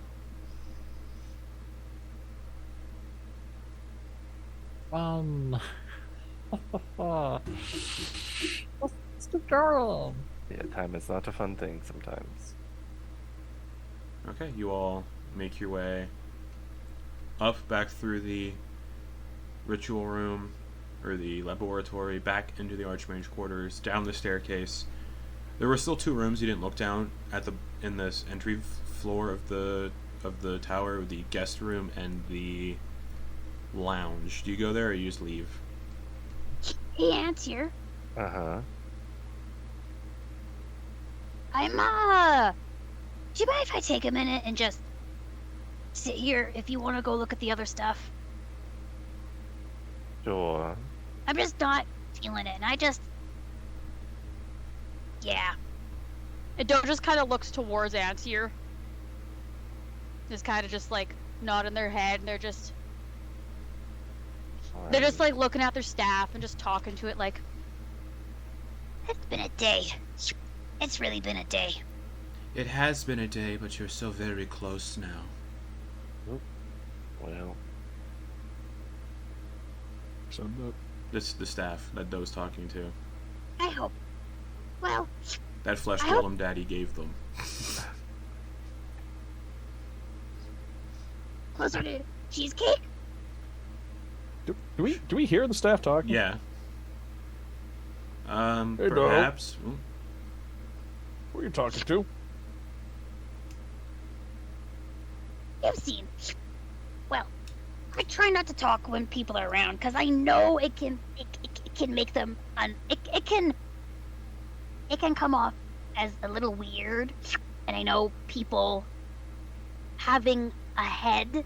Well, even for some reason, I never understood it. My mom, and they trail off for a second. they mentioned that porcelain doll heads are just creepy for some reason. So I try not to talk to them in public, but this is my buddy, my pal. Who is And they it? like, My dad and they pause for a second. said they got it on one of their adventures when they were going out at the getting some knowledge at the Athenium, and said I should figure it out for myself. So I haven't. Gin's gonna try and Vonkar's gonna point. Gin's gonna try heart sense on it. On the stick? The staff? Yeah, I mean the head specifically, just to like. Nothing. Okay, cool. I mean, I figured since it wasn't like organic, but Living, just yeah. wanted to try it. Good thought. Dope. What are the chances that you're not talking to? So I'm. And Doe cuts you off. And so Doe I just need to take a minute, okay? A lot just happened. Yeah, let's go explore. You stay here. We'll go into this other room and look about. Yeah. Thank you, Antyr. The closest room would be the lounge. But yeah. Let's go to the lounge.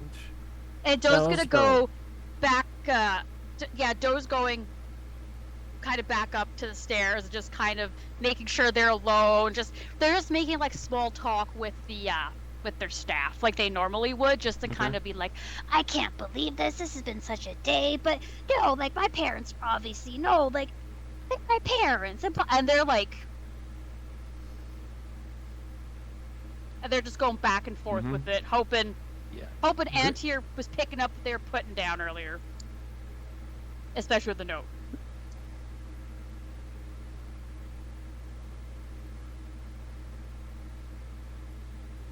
Or the lounge. Okay. Okay. While we're in there, a low voice. Okay. Who's gonna speak? The lounge, jet black sofas encircle a grand fireplace shaped like a large golden skull. The fireplace burns without logs or heat. Walls are adorned in various paintings.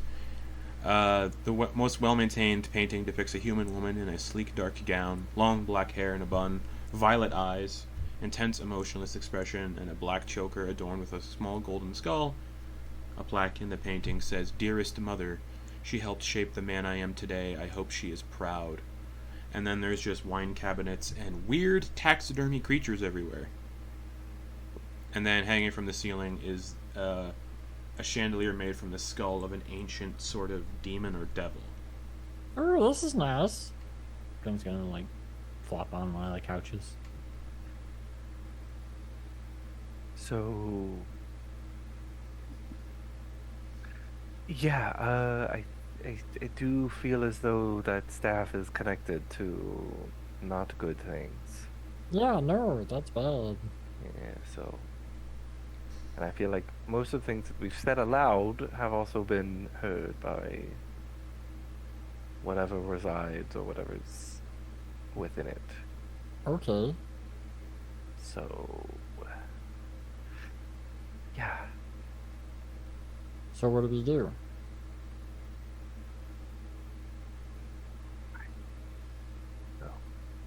We split up.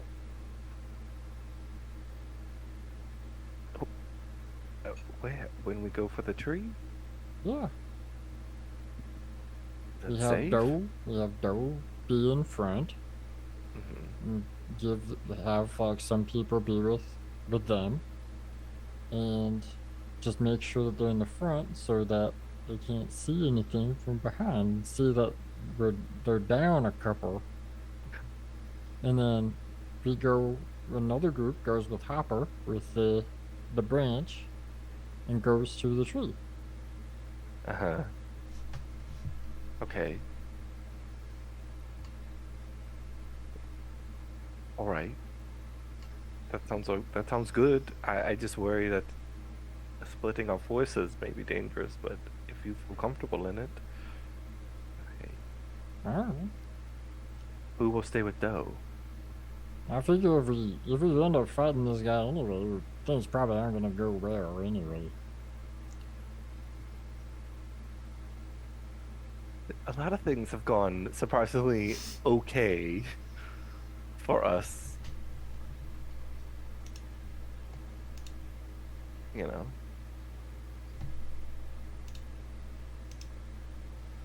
Yeah. Well, I don't think it's a bad idea. I just worry for. Maybe we just keep the talking to a minimum, and if we have what things else? to dis- What else are they gonna learn though? If all we do is just not talk, it's not like we're. It's not like they don't already know what they know. Right, but if we uncover some grandiose discovery, we don't shout it aloud, or you know. What if we do the thing? I could do that, yes. Let's do it. Yeah, Right let's do it now. Or we gotta, yeah. Sorry, Doe. You're casting code thoughts on, or not in code thoughts, telepathic Telepathic bond bond, yeah. on everybody that's in this room. Okay. So everybody but Doe has a telepathic bond. With anything that needs to be said aloud, you could say it to the mind. Doe could be in the dark for a bit because I trust them as a person. I don't trust whatever influence they carry within that doll head. So we know this person casts spells. We know this person casts spells. Mm-hmm.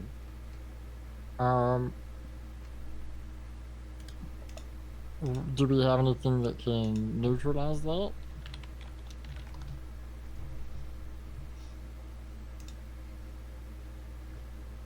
I'm gonna spell them. Hmm? I could counterspell them if it came down that I'm casting a spell, but that's unlimited. They're quite strong if they've done what they've done. Yeah, it definitely seems like it. I don't know where that thing Vonkar walks through was, but it looked pretty bad. Yeah, I don't. It was. Vonkar took a grand risk doing that, but I've. Yeah. I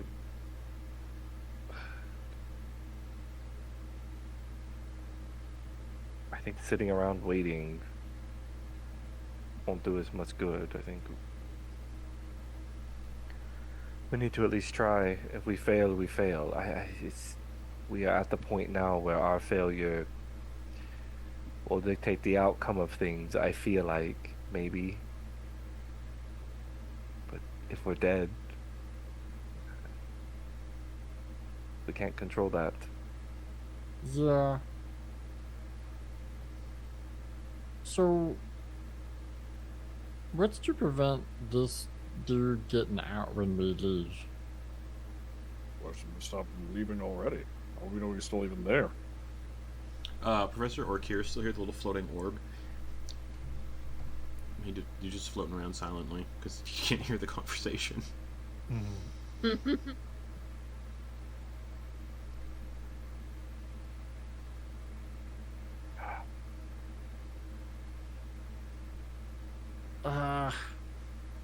Hey. Eh? And he just says out loud.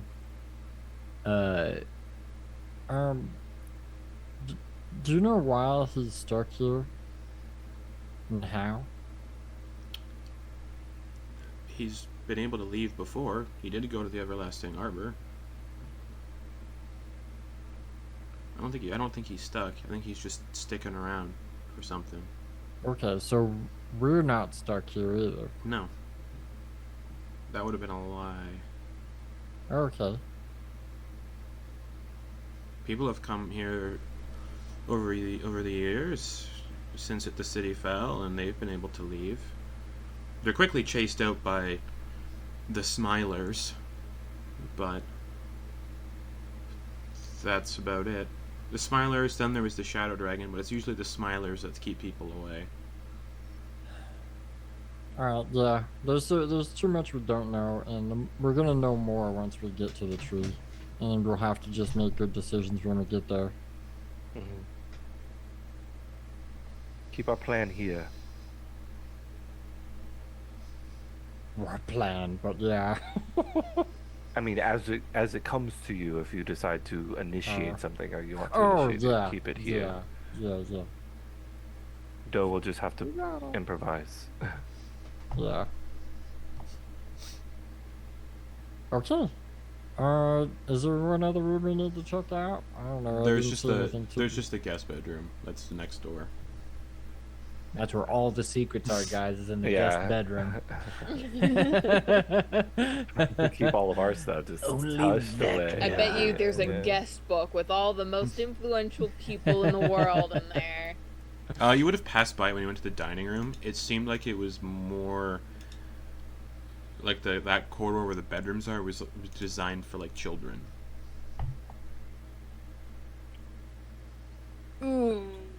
Yep, Mimicborn baby. Yep. Those childhood. Yep. Yup. You know what? Doe can explore that area. It's not my. I'll just sit outside. I'll just wait. Yeah, that sounds like a good idea. Yeah, that's a Doe thing. Doe, we're ready. We're coming out. Let's go. I don't think they're your real friends, Doe. I'm your real friend. You can trust me with anything. But why would you say that? They Torger's amazing. They conspire in secret, I think. What did they do for the time you were split apart? Maybe that was their doing.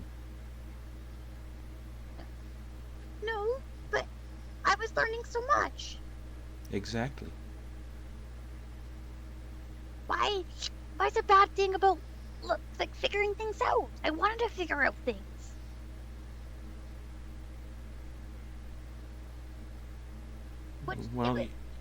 It would be good if they did, but they didn't. No, they didn't. All I'm saying is that a few of them have harbored, not a few of them, but one or two of them have harbored not so great secrets. And whatever happened to the child they traveled with, Leek? Curious. Just stay aware, stay alert. I trust you. And then it'd be at this time you hear the rest of the party calling to you.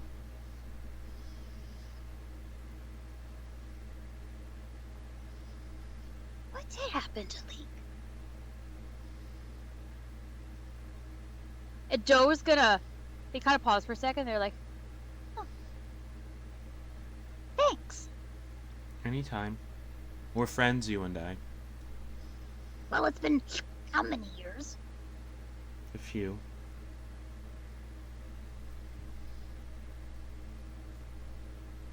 I wonder if Mom and Dad miss me. If they did, they would have reached out to you by now.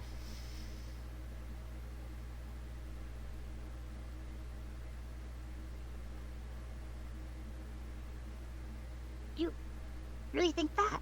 That's what parents would do. They'd want to check up on their child. But I've been to so many places, right? It would just be hard to do that.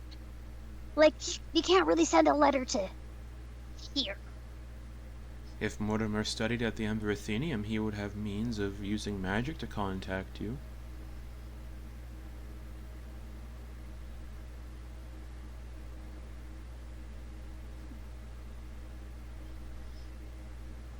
Yeah. You're... You know, you're right about a lot of things. I know.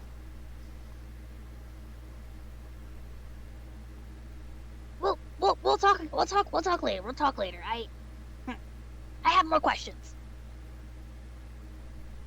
And some cheesecake related, like obvious. But that's an aside. Of course, we will find your cheesecake very soon, I'm sure.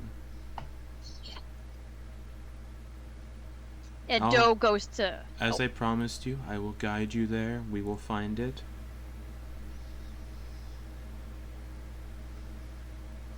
And Doe kind of like hugs their staff like they normally would. Mm-hmm.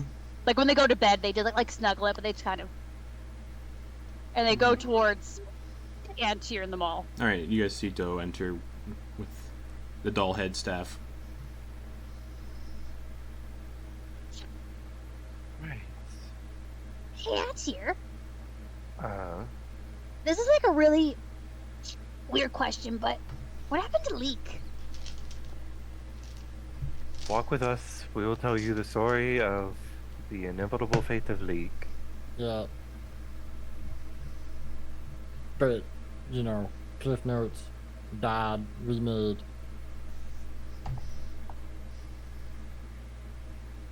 It's weird.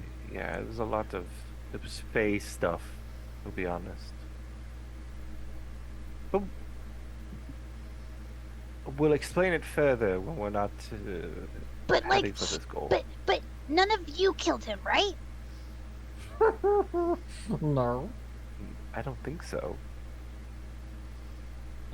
I mean, Leek's always been kind of nice, a little weird, but nice. Loved cooking, fed us Yeah. grubs. It was kind of vile, but a valuable reason, asset and always has been. Yeah, no Always reason was. to... Mm-hmm. Leek is still actually alive, technically. There's a version of Leek. A little bit older. Slightly different. But that's still be going on with, you know, Ghelfi being, Oh. That's true. That's a very true point. I Oh don't no. know. Yeah, I don't know either. So we Leek? don't know. Whatever happened, it's not our fault. Yeah. None of this. The events that have transpired, just not our fault. None of it. Things haven't caused happen any and of we it. just react. We're here, you know. We have to be around right place, right time when things just occur. Okay, yeah, okay. Doe like We're not quickly gonna kill like you. we looks at promise. their staff, looks back afterwards, just like a little dart, Okay. Better not. and Doe just like a joke, like you know, like shoulder, like you know, like a little shoulder check that you would do like with your friends. Oh,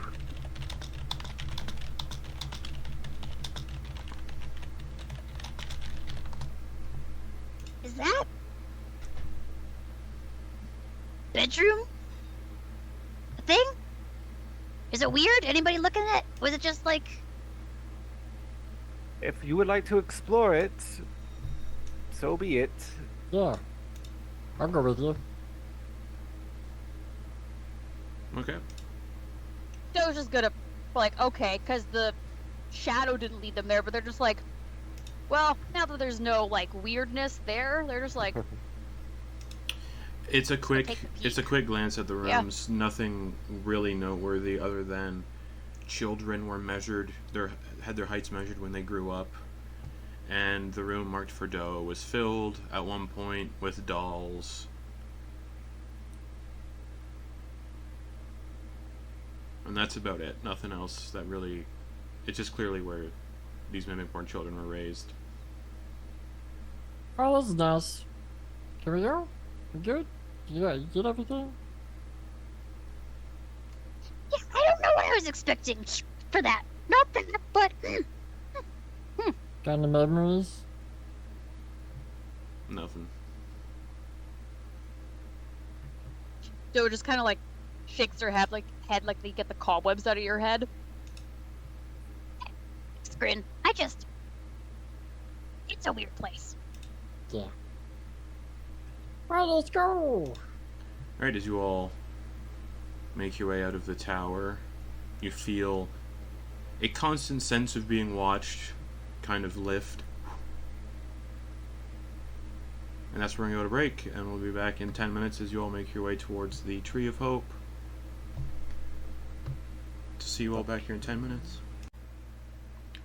Alright, so you all leave the tower. A foreboding sense of being observed at all times inside the tower leaves. You still feel like you're being watched outside, though, from every direction, but again, Vonkar is unaware of these feelings. Still, parked outside is the wagon and Cornelius. Just chilling.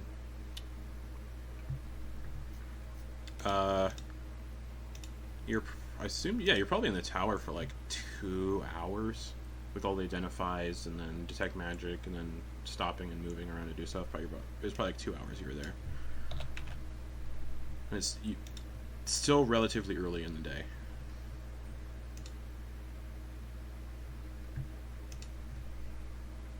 Hey guys, do we want to use Cornelius at all? He says through telepathic bond. Maybe, but I worry about putting him at risk. Okay. He's in the process of like eating like a big rat. Like a dog-sized rat. Oh. Rodents of unusual size. Oh! Hey guys, sorry, just having a little snack. Look at Cornelius, get off there. Hey Cornelius. Hey, How's it taste? Not too bad. shit. But Yeah. better than hay, and that's what I'm used to. Good. As Professor Orkier leaves the tower, you just hear him sigh, just with relief. Just, oh goodness, daylight, no more darkness. Oh, Yeah, we're not quite there yet, buddy. Soon. onwards. And he just kind of like, who's the most intelligent of your group?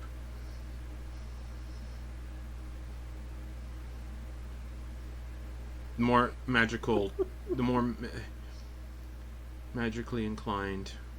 Hopper now has a 20 intelligence. Hopper is the most intelligent person in the group. I'll just, but I'll just- how I'll- high of a level can you cast your I'll just float spells? here. It's fine. But if anyone wants to carry me around and remember that I'm here, who wants to do that? Just in case I get tired of floating around everywhere. Hopper, you love magical items, so why don't you I'll be in carry you. charge? Yeah, okay. Oh, okay, cool. I've never seen one of you before, and he's gonna fly towards Grin. Yeah. And I'll add Professor Orkier. Oh yeah, Orkier. Just shove him in the teddy bear. Lawful good. Cool. And again, no, nothing else because he's just a weird sentient item. Yeah. Actually, yeah. Hard sense. He is a nervous chatterbox and misses having friends. Aww. Cool. All right. He's just me. He's a He's- good bean. He's just a He's a good nervous bean. little I guy was who misses. worried. Yeah, he's fine. I'll add him to your character sheet though. He's Cool. essentially a Professor Orb. That's great. If you're gonna delve into ancient civilizations, the best item to have with you is a Professor Orb. Mm-hmm. Definitely. So Grin, I gave you Professor Orkier on your character sheet. Yeah.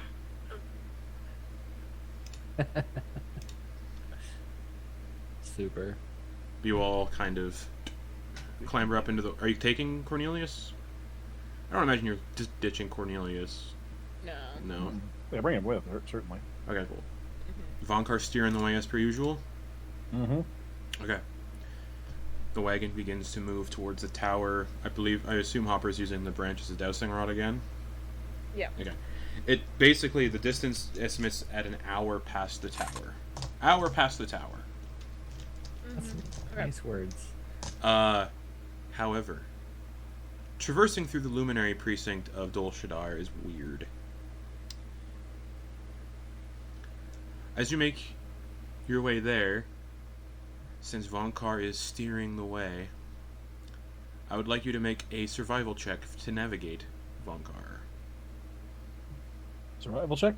Yes, to navigate with advantage because of the aid of the dowsing rod branch. Okay.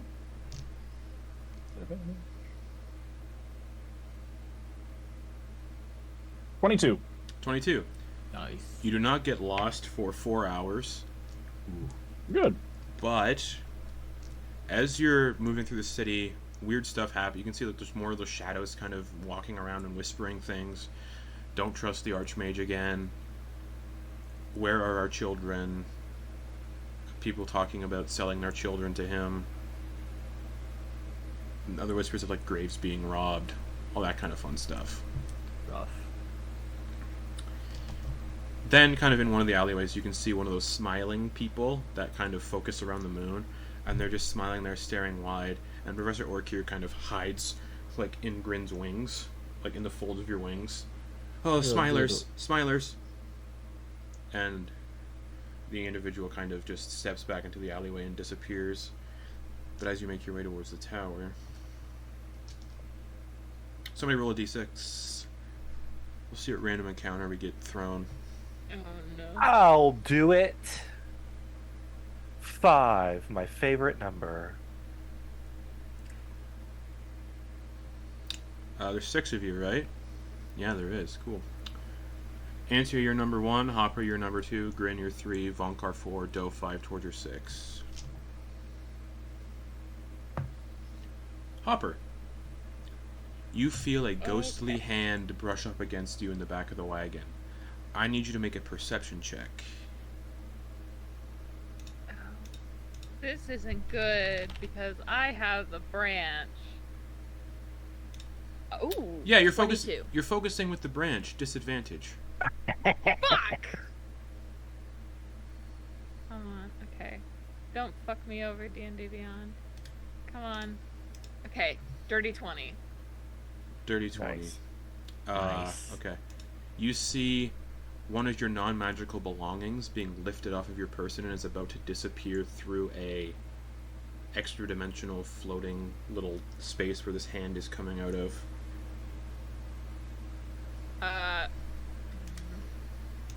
One of your non-magical items. Yeah. We'll say it's trying to steal your...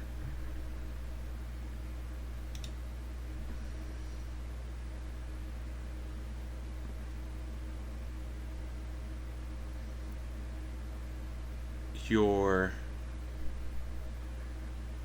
tinker's tools. No, I need those. Yeah, I'm little gonna hands. try to grab them back. Okay, you just grab it, and the hand, No, I need those. and the hand, and the hand disappears. And you have you. Sharp eye on your belongings. Sorry, what were you saying? Oh, that's just it. The hand disappears Okay. as soon as you snatch at your item. But yeah, if you failed that perception check, you would have been miraculously down tinker's tools. No, but I need. I know. I could make stools appear. But With what? at the end of this hour, I'm an artificer with anything.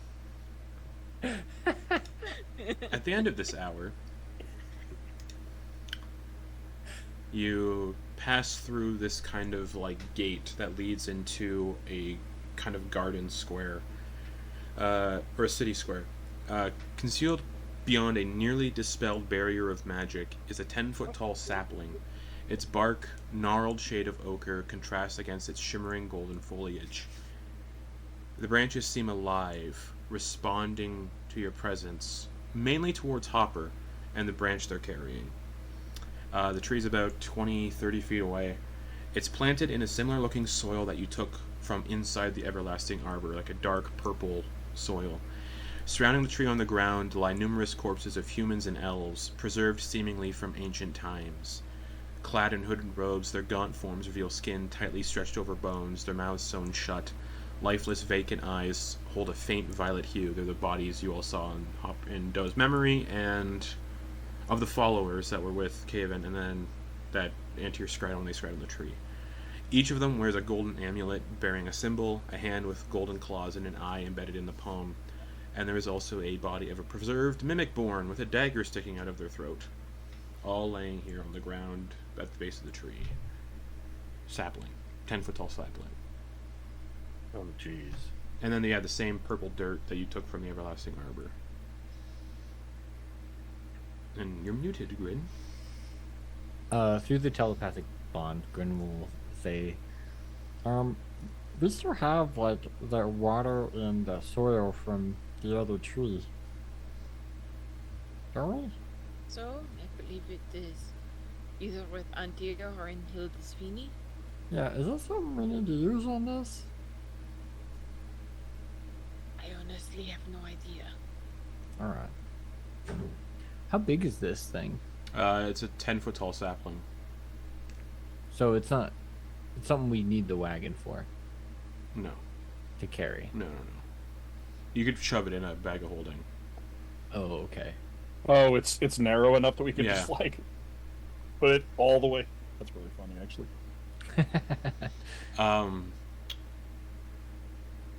Yeah. And the branch is like vibrating like violently now in Hopper's hand. Like you feel like if you let go, it would.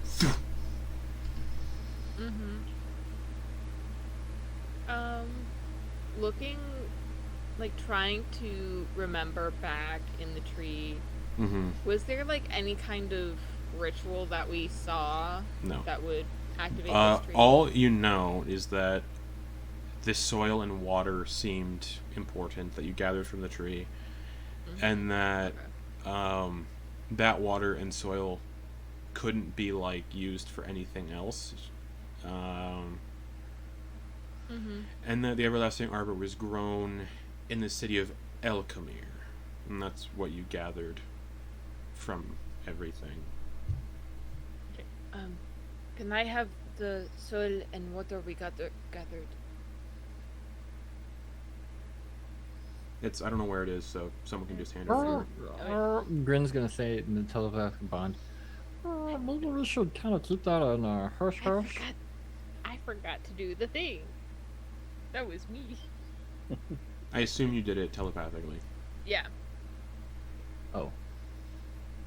Are we looking to transport it all three together? Like, Think so. but we need to find Elkamir, because that's where the arbor was. Alright, so one step at a time. I'm just gonna put this thing in my backpack, right? I can just put it in my backpack and make sure it out later. Get the heck out of here, right? Yeah, let's do it. Alright. We'll move quickly. Well, what if the soil and the water is from Elkamir? Alright. So Grin's approaching the tree by themselves. Doe's going with them because they're going towards the Mimicborn with the Okay. dagger in there. What's Hopper throat. doing? You got the branch. I think I'm kind of holding back, trying to keep the branch away. Okay. There is a magical barrier that's still slightly around the tree, but it is fate dispelled in places. Like there's little holes in it you can pass through. Okay. As Grin and Doe approach, tendrils of magic lash out and hit the both of them. Ow! Let's see if they hit actually. 17 to hit Doe, and a 19 to hit Grin. Would I know if I could block it with magic? Probably. You can certainly try. You wouldn't know. Okay. I will just reflexively try to block it with a shield spell. Okay. It bounces off. Okay. Doe, you take 12 force damage as the two of you try to approach the barrier where the tree is, and it just hits you. There goes my temp HP. Thanks, Hopper. And then it kind of relaxes a little bit while the two of you are kind of standing right there.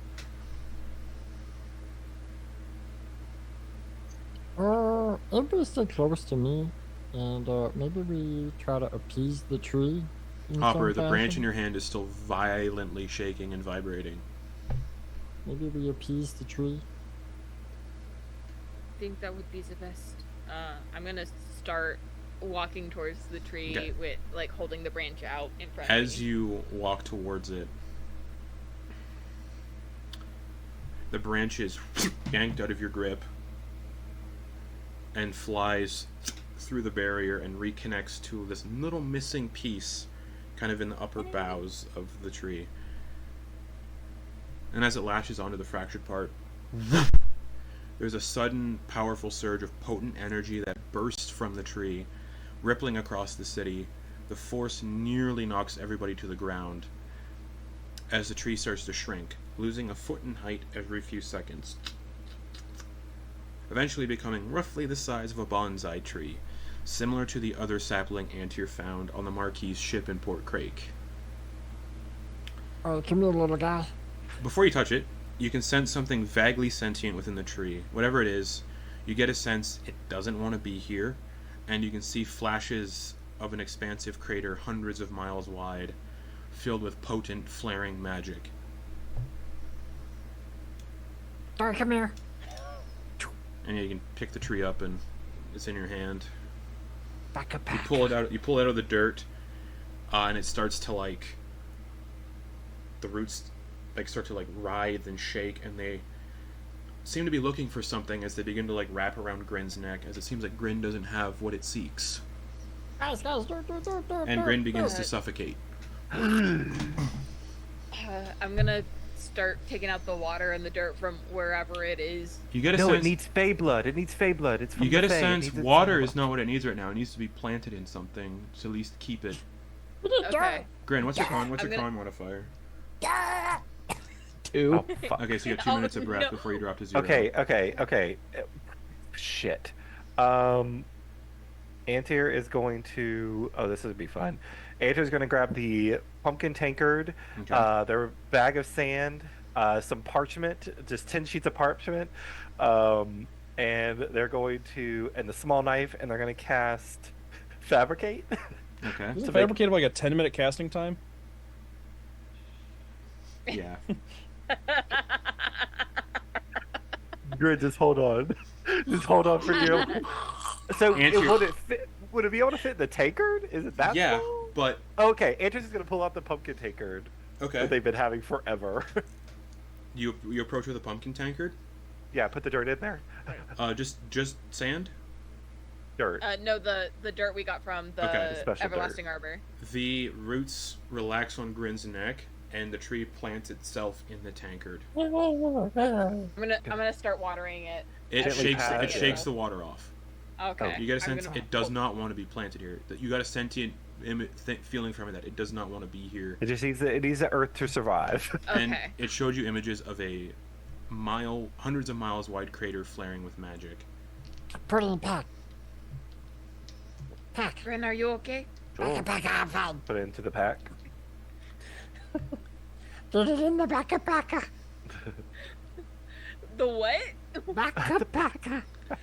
As the tree is uprooted and put into a tankard and shoved in the bag of holding, a force like a hammer strikes each of you in the chest, like a hard impact, and the city of Dol Shadar begins to glow with a potent violet light and thrums with powerful magical energy. The bodies lying at the bases of the tree, including the Mimicborn, begin to twitch and stand upright. 21 in total, counting the Mimicborn now, as the bodies begin to rise, newly reanimated with glowing purple eyes, similar to, Oh. maniacal, haunting laughing Ew. begins to echo throughout the entire city. Before the city gets brighter and brighter, and then vanishes in a flash of violet light. And now you're standing in a city-sized clearing in the heart of the Goliocran forest, where Dol Shadar was and is no longer. The city is gone, as are the undead that rose. You're now just in massive just clearing of where the city had settled when it fell. We did it. I'm gonna cast Detect Magic to see if I can sense any remnant of what No. that was. No? Just laughter, the bodies rose, and the city vanished. Did it sound like the voice we heard in the tower? Yes.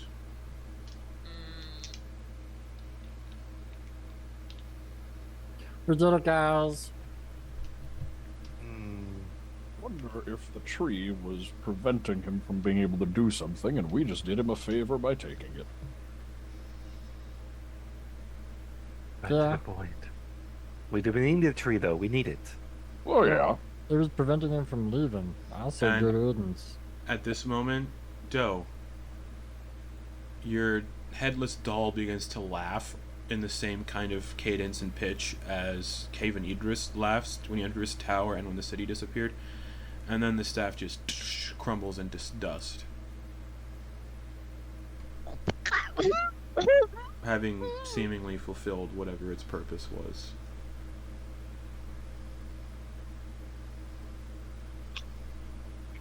Doe is almost like frantically trying to like get the dust together on the ground. They're trying. They're trying like mending. They're just like. It's And Doe like. They're just like tears running down their face, and they're just looking to Torger. Just. sure.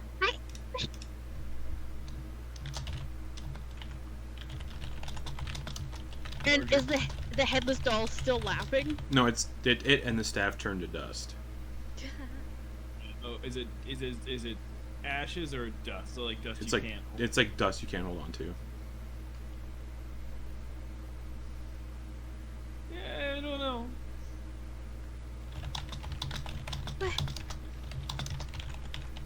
What does Oh no.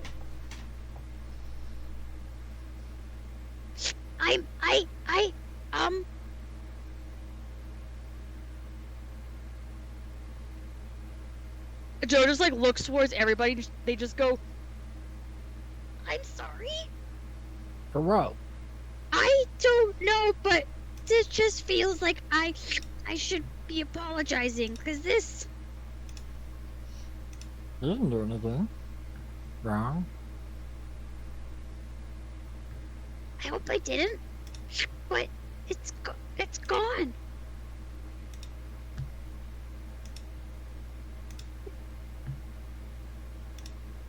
Yeah. Yay! It's gone. Super bad place. Why is everybody after me?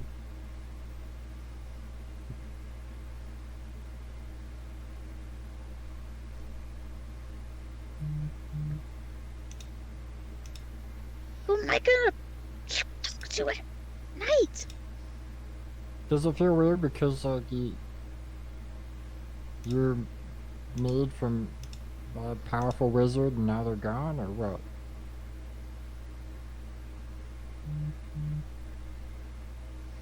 It feels like I've lost my favorite stuffed animal. That's the best way I can describe it, Grin. Oh, that's I'm sorry.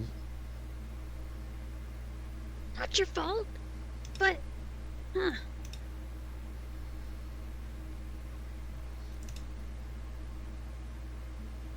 And They was just like sitting there. as this all transpires, the staff crumbles. You feel a weight lift off of you, Doe, slightly, like there was something latched onto you that you were never really aware of. A dingleberry. A dingleberry. Yes.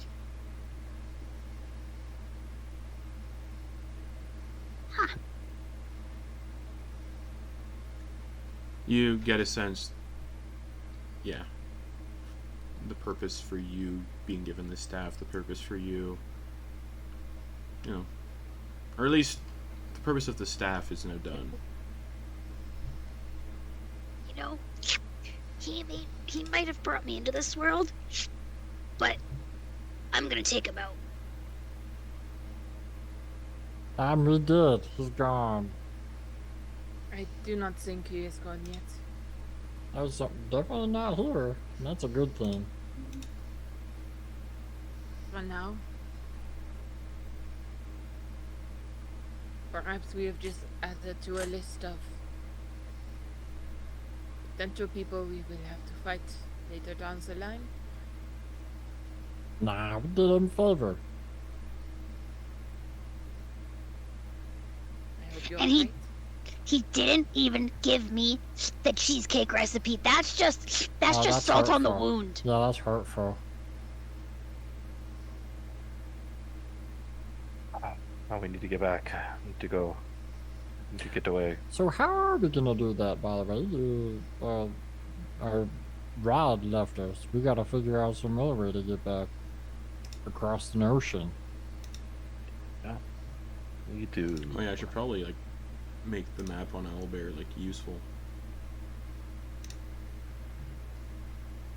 Is Doe's like checking their belongings? Is that book that their dad, dad in quotation marks now, gave them? It's still around. Still- Yeah, that's still around.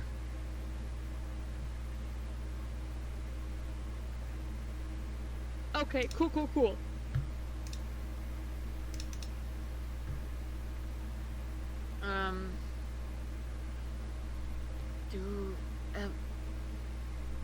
Is there anyone we can contact to help us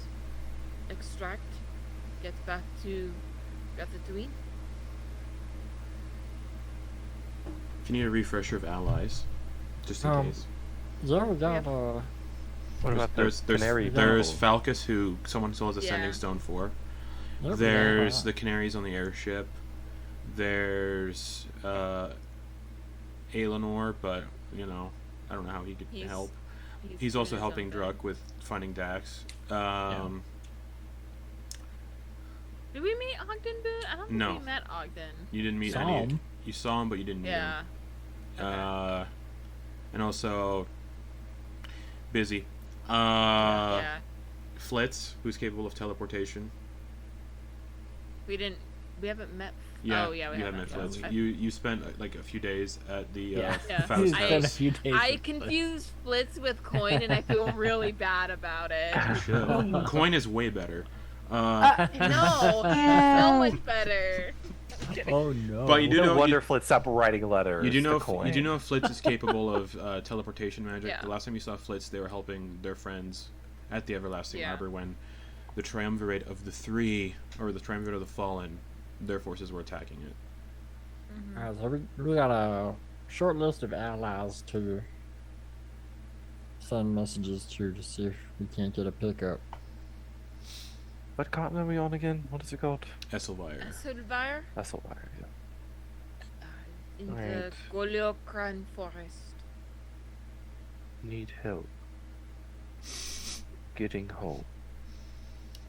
Flitz has been killed by butterflies. Yeah. Oh yeah. I would not be Getting. surprised. They now made like in the new book that just came out. There's like Or violent butterflies as monsters now. Ooh, yay. Perfect for Flitz. Fire. Yeah. I'm actually kind of excited about the new revamp of all the classes and stuff. Some of the classes. Dol Shadar. Oh my god, does that mean the Mimicborn Need. that Doe was with don't exist? Pick up. Huh? They existed at some point. We saw their bodies. They Mhm. no, those talking about the ones that teleported you to the party. They very much exist. Okay, I'm like, oh no, where's the line being drawn? No, those ones very much exist. Something just sent you to them to help you get your memories back. All right. Might as well do the easiest person who could potentially get to us the quickest. The easiest Do. person. Sending to Flitz. Okay. Flitz. Need help getting back. We are stuck on Esselvire within Dol Shadar. Need pickup for return. I would recommend not saying Dol Shadar. Yeah, because if he goes to Dol Shadar, that's gonna be bad. Oh, Oh shit! Dol Wait, Shadar isn't here anymore. you're right. You're right. You're right. That We is a are where god. Dol That is a- Shadar is supposed to be. I mean, you saw Yeah. a weird window that had a really similar tower in it. Yeah. What's the fucking forest that we're called? Goliocran. Within Goliocran Forest, need pickup. Will allow scrying if needed. Urgent. Do they have scrying? Let's find out. Probably not. Nope. Grin doesn't like, or Flitz doesn't like spying on people. Nope. Ooh, Flitz, you're gonna have to burn not a teleport spell to get there. That stinks. You can get here and then we'll take a nap. Huh. I I mean, don't it's been a week. Flitz doesn't have teleport, y'all. Flitz has plane shift. Plane shift and teleportation circle. Oh, circle. That's right. That's right. Alright. Use your response. Okay.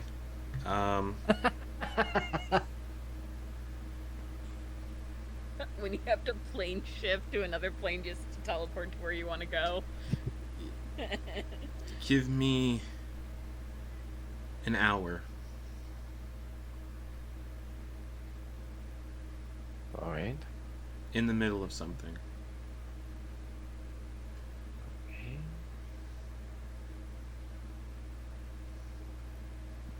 All right. Actually, you know what? And then actually, no. Be there in a second. Oh, Whatever they were doing. All right. Last time you talked to them, they said they wanted to go talk to the Soulspire Academy because that's where Arcane's Bane burst out of. And they wanted to go see who survived. Ooh. Alright. Oh, jeez. Alright. A couple seconds pass before, like, a sky blue colored doorway appears and Flitz steps out. Looking a little haggard and tired and sweaty. You don't happen to know how to get to Alchemia, do you? What's that? Oh. Well, it's a place we need to go, I think. Well, Right? Do we need to go there? Is that right? We need to go there, right? Yeah, it's a crater from the City of Embers, isn't it? Oh yeah, it was built beneath. Wait, that's oh, right. that? You want to go to that crater? Oh. Yeah, we need to go there. So, people have been curiously investigating that crater now, hundreds of miles wide, filled with potent arcana, magic, unleashed weave. It's like, I don't know how to describe it in game terms, but it's like Chernobyl for magic. Oh, it's terrible. It's cool. People are studying it. Yeah, terribly cool is what it's Terribly meant to cool. People are studying it, but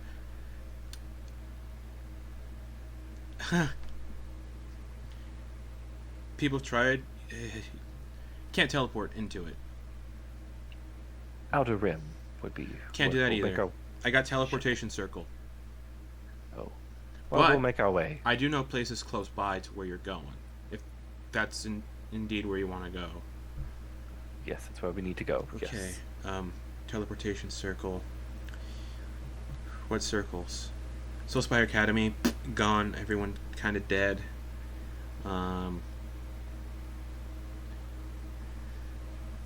That wouldn't be much help. That's a different continent. If you want to take us to a place on Cathatooine, we'll just get in contact with the Canary people, I mean, I have airship people. teleportation circles in Cathatooine. I'm just trying to remember where they all are. Okay, I could do that. Might be a bit weird. Unless you're opposed to weird. Nope, kind of right in the middle of weird, so They see dough. Oh, this is hello. no. You know Mimicborn too. Cool. My friends and I, we encountered a bunch of them when we went to kill our old friend Ven, and then he came back. It was a whole thing.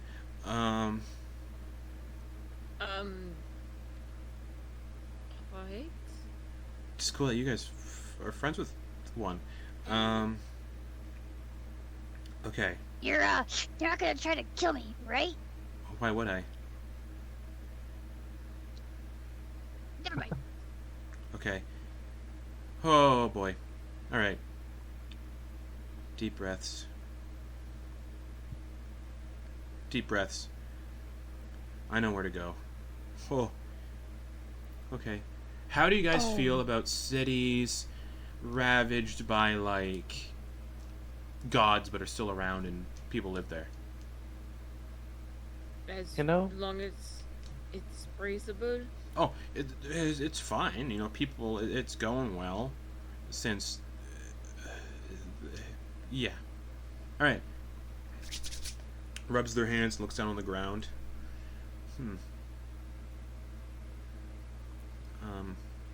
Oh, actually, they pull out like a big piece of paper and they set it on the ground. Hard to draw in dirt with chalk. And they begin drawing a teleportation circle on this piece of paper. And they're gonna cast teleportation circle. And a sky blue colored circle of magic appears on the ground. Alright, Halasar it is. Oh, jeez. All right. I just hope this is the right one in Halasar, not my friends. Chat. Too late now. What do you mean? Oh, it's fine. If it's theirs, they'll just be in for a rude awakening. Everything's fine. Everything's cool. I'm gonna follow Antyr into the teleportation circle. As you all step into the teleportation circle, Cornelius getting into it as well. Flit's following last. Oh wait, hold on. Teleportation circle. I think there's no limit on who can use it.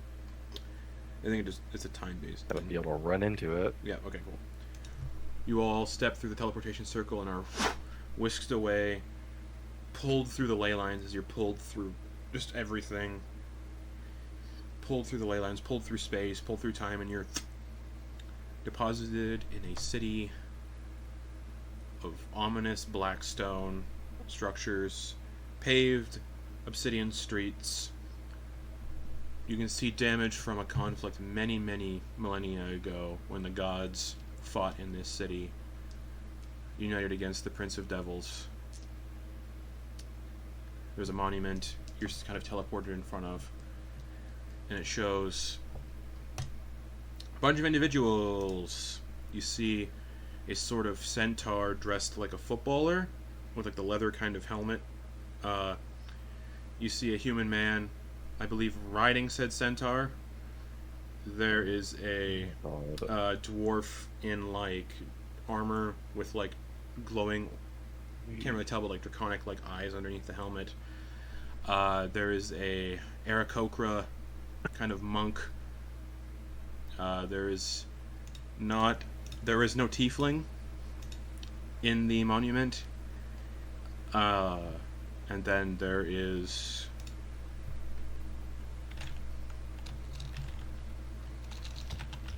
whoever Brittany played in that one shot. Who, I'm sorry, I can't remember right now.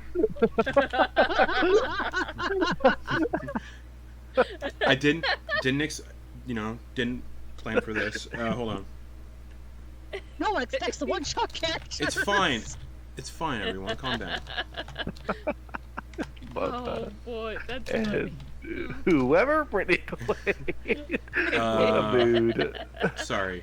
You see this eloquently dressed Asamar.